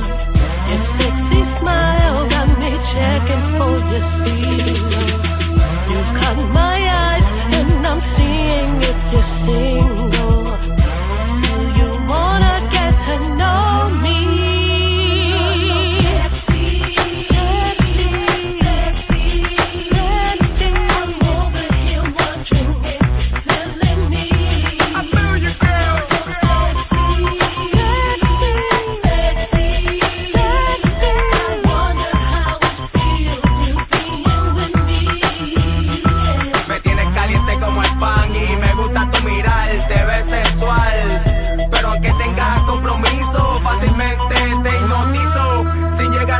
Pero tampoco llegamos al piso. Y sin fantasear, vamos a la estratosfera, a lo espacial. Ponte el cinturón pa' que no te vayas a marear, porque este viaje te va a enamorar. Damn, Papi, nah, it's been on you all night. Yo, baby boo, you know that I got you. You know you are so sexy. Oh, by the way, what's your number? 508, I'll give it away. Oh, for sure. Keep it on the low, alright? Kiana! Done daddy. Bra, bra, bra, bra, bra. The way you look, the way you dress, it has me speechless.